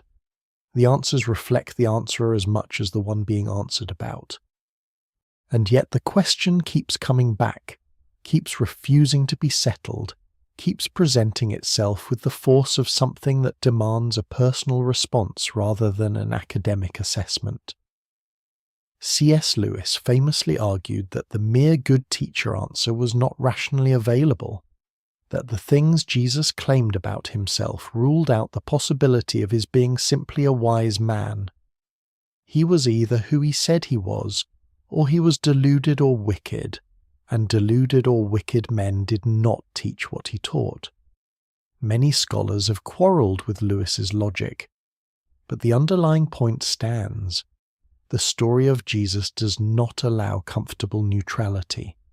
It presents itself as something that requires a response, and so the story continues to move, continues to unsettle and to comfort, continues to challenge the powerful and to welcome the broken, continues to produce art of extraordinary beauty and music of extraordinary power and lives of extraordinary courage, continues to arrive generation after generation at the bedside of the dying and the table of the hungry and the cell of the prisoner and the silence of the contemplative, and to be received there as something alive, something present, something that has not finished speaking.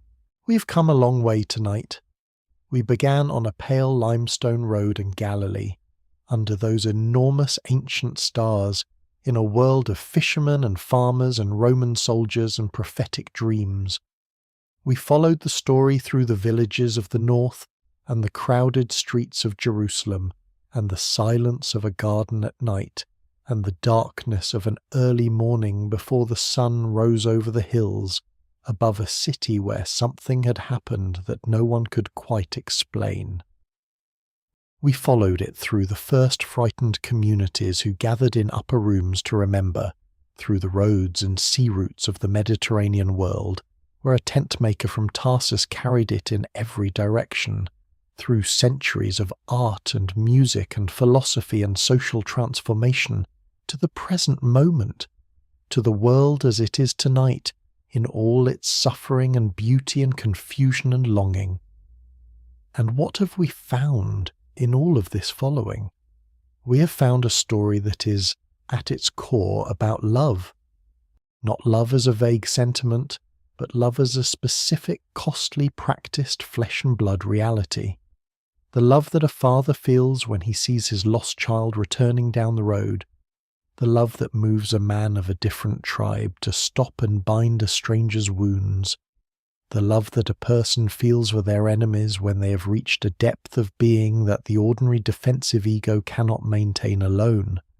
The love that moves a man of cosmic significance to wash the dirty feet of the people who followed him. The love that stays on a cross when it could call 12 legions of angels. This love is both the teaching of Jesus and, for those who believe in his identity, the embodied demonstration of it, the proof, given in the most extreme possible circumstances, that the love he described was real.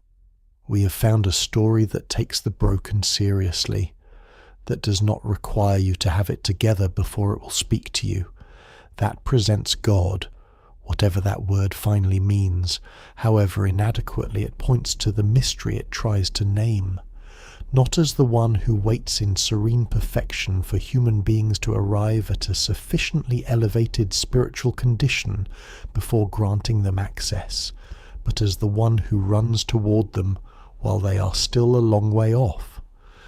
The story of Jesus is the story of a God who moves toward human beings rather than waiting for them to move toward God, who seeks the lost sheep, who lights the lamp and sweeps the floor for the lost coin, who runs down the road for the lost child.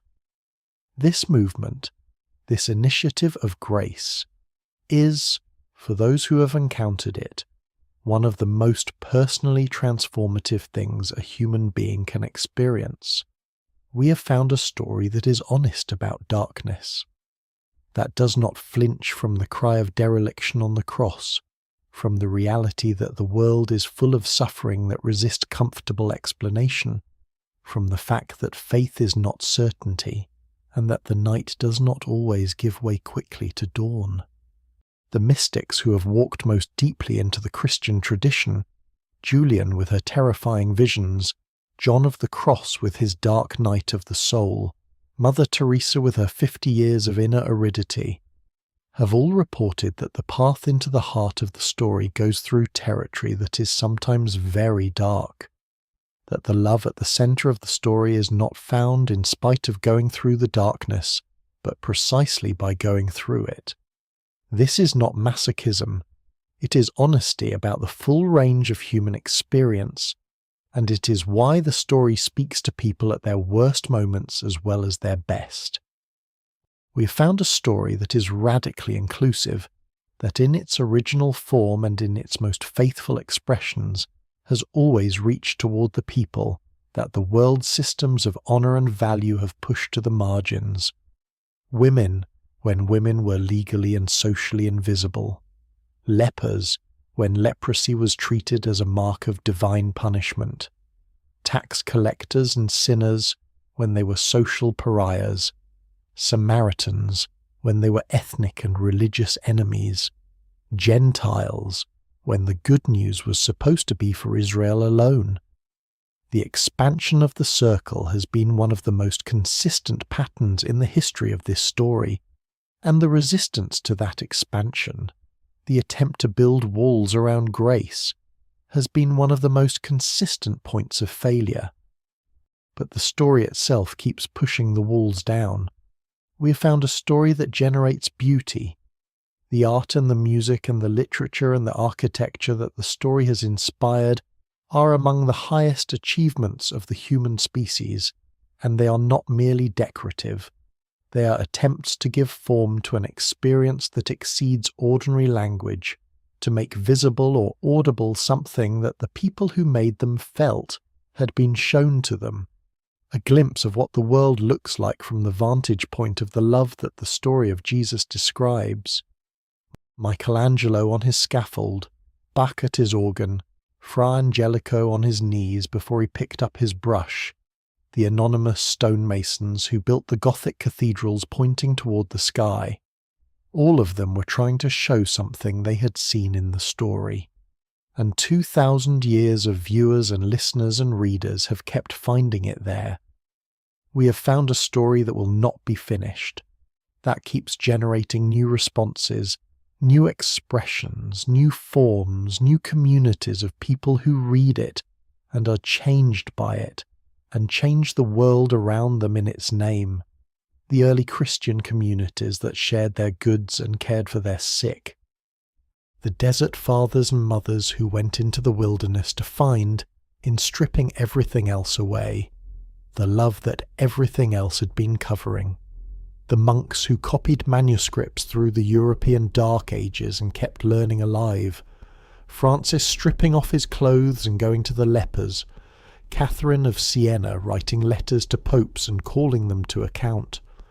William Wilberforce in Parliament, year after year, saying that the slave trade must end.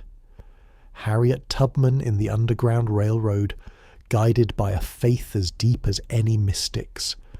Dorothy Day, ladling soup in the Bowery and reading the Psalms in the winter dark. Martin Luther King Jr. in the Birmingham jail, writing a letter about the urgency of now.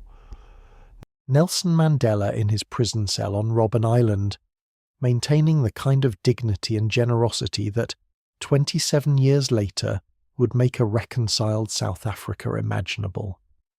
The story moves millions because the human heart has always needed what it offers, and what it offers is inexhaustible. A love without conditions, a welcome without prerequisite, a grace that finds you where you are, not where you think you should be. A vision of human life and human community that is, if we are honest, the most beautiful thing any of us have ever imagined. An assurance, not a proof, not an argument, but an assurance offered through story and relationship and the testimony of millions of transformed lives, that the love at the heart of things is real, that it is personal, that it moves toward you, that the darkness, however dark, is not the last word. There will always be people who find this too good to be true, who find the historical problems with the gospel accounts disqualifying, who find the institutional failures of Christianity disqualifying, who find the claims too large, the sacrifice too much, the resurrection too impossible. These are honest responses to real difficulties, and they deserve to be taken seriously rather than dismissed.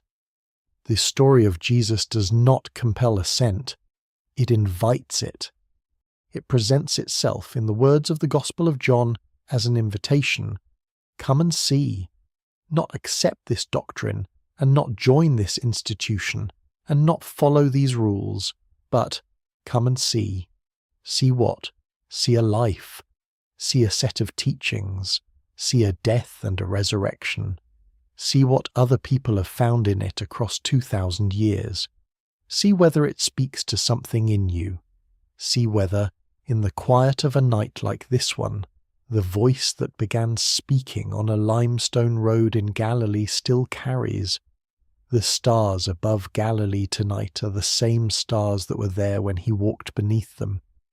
The olive trees on the hillsides around Jerusalem are, some of them, old enough that their root systems date to his time. The Sea of Galilee is still there, still storm-prone and still beautiful, still fished by the people of the surrounding villages, and the words are still there, the Beatitudes and the parables and the long conversations and the prayers and the brief, overwhelming statement that John's Gospel places at the centre of his message. God so loved the world, not the good parts of it, not the successful parts of it, not the religious or the deserving or the correctly behaved parts of it, the world, the whole extraordinary, suffering, beautiful, broken, reaching, failing, hoping world, including you, tonight, exactly where you are, exactly as you are, including whatever it is you carry into this quiet hour, whatever grief or worry or longing or confusion or hope you brought with you into this night. The story of Jesus says that love reaches there, that it is not put off by the difficulty of the territory, that it runs, undignified and completely certain, toward exactly where you are. The night is very quiet now. The world outside has settled into its deepest stillness. The ancient story has been told again, as it has been told on countless nights in countless languages by countless voices over 20 centuries, and it rests now in the air around you, in the silence between the words, in the way that all truly great stories rest. Not complete, not finished, but continuing, alive, open, still speaking to the place in you that knows, even if it cannot always say how it knows, that love is real, and that it is the last word. The road through Galilee winds on through the quiet hills, pale in the moonlight, leading somewhere beautiful. The stars are very numerous and very bright tonight, as they have always been above that ancient land. And somewhere in the deep peace of the darkest hour, the voice that first spoke there is still speaking, not louder than silence, not insistent, not demanding, but present and patient and very, very gentle, telling its story, calling its name for the world, waiting, as it has always waited, for the human heart to pause in its rushing and its worrying and its carrying of weight, and simply listen. That is why the story of Jesus still moves millions, not because it is simple, it is not. Not because it is comfortable, it is not really, not at the depth to which it reaches, but because it is true to the human heart in a way that nothing else quite manages. Because it sees us, because it names what we are, broken and beautiful and beloved, with such quiet accuracy. Because it takes us seriously enough to ask something difficult of us, and to offer something that cost everything. Because the love it describes, the love it claims, is the ground of all being. The love it says is not just a human project, but the nature of reality itself, is the love we have always been looking for in every relationship and every achievement and every still night like this one, when the world quiets down enough that we can almost hear it breathing. The story goes on. It will still be going on when tonight has become memory, and the memory has faded, and even the fading has been forgotten by the ordinary passing of time. It will still be going on because the human heart will still need what it offers, and because what it offers is, if the story is right, not merely a human creation, but the disclosure of something as permanent and as close as the beating of your own heart in this gentle, quiet, ancient, still unfinished night.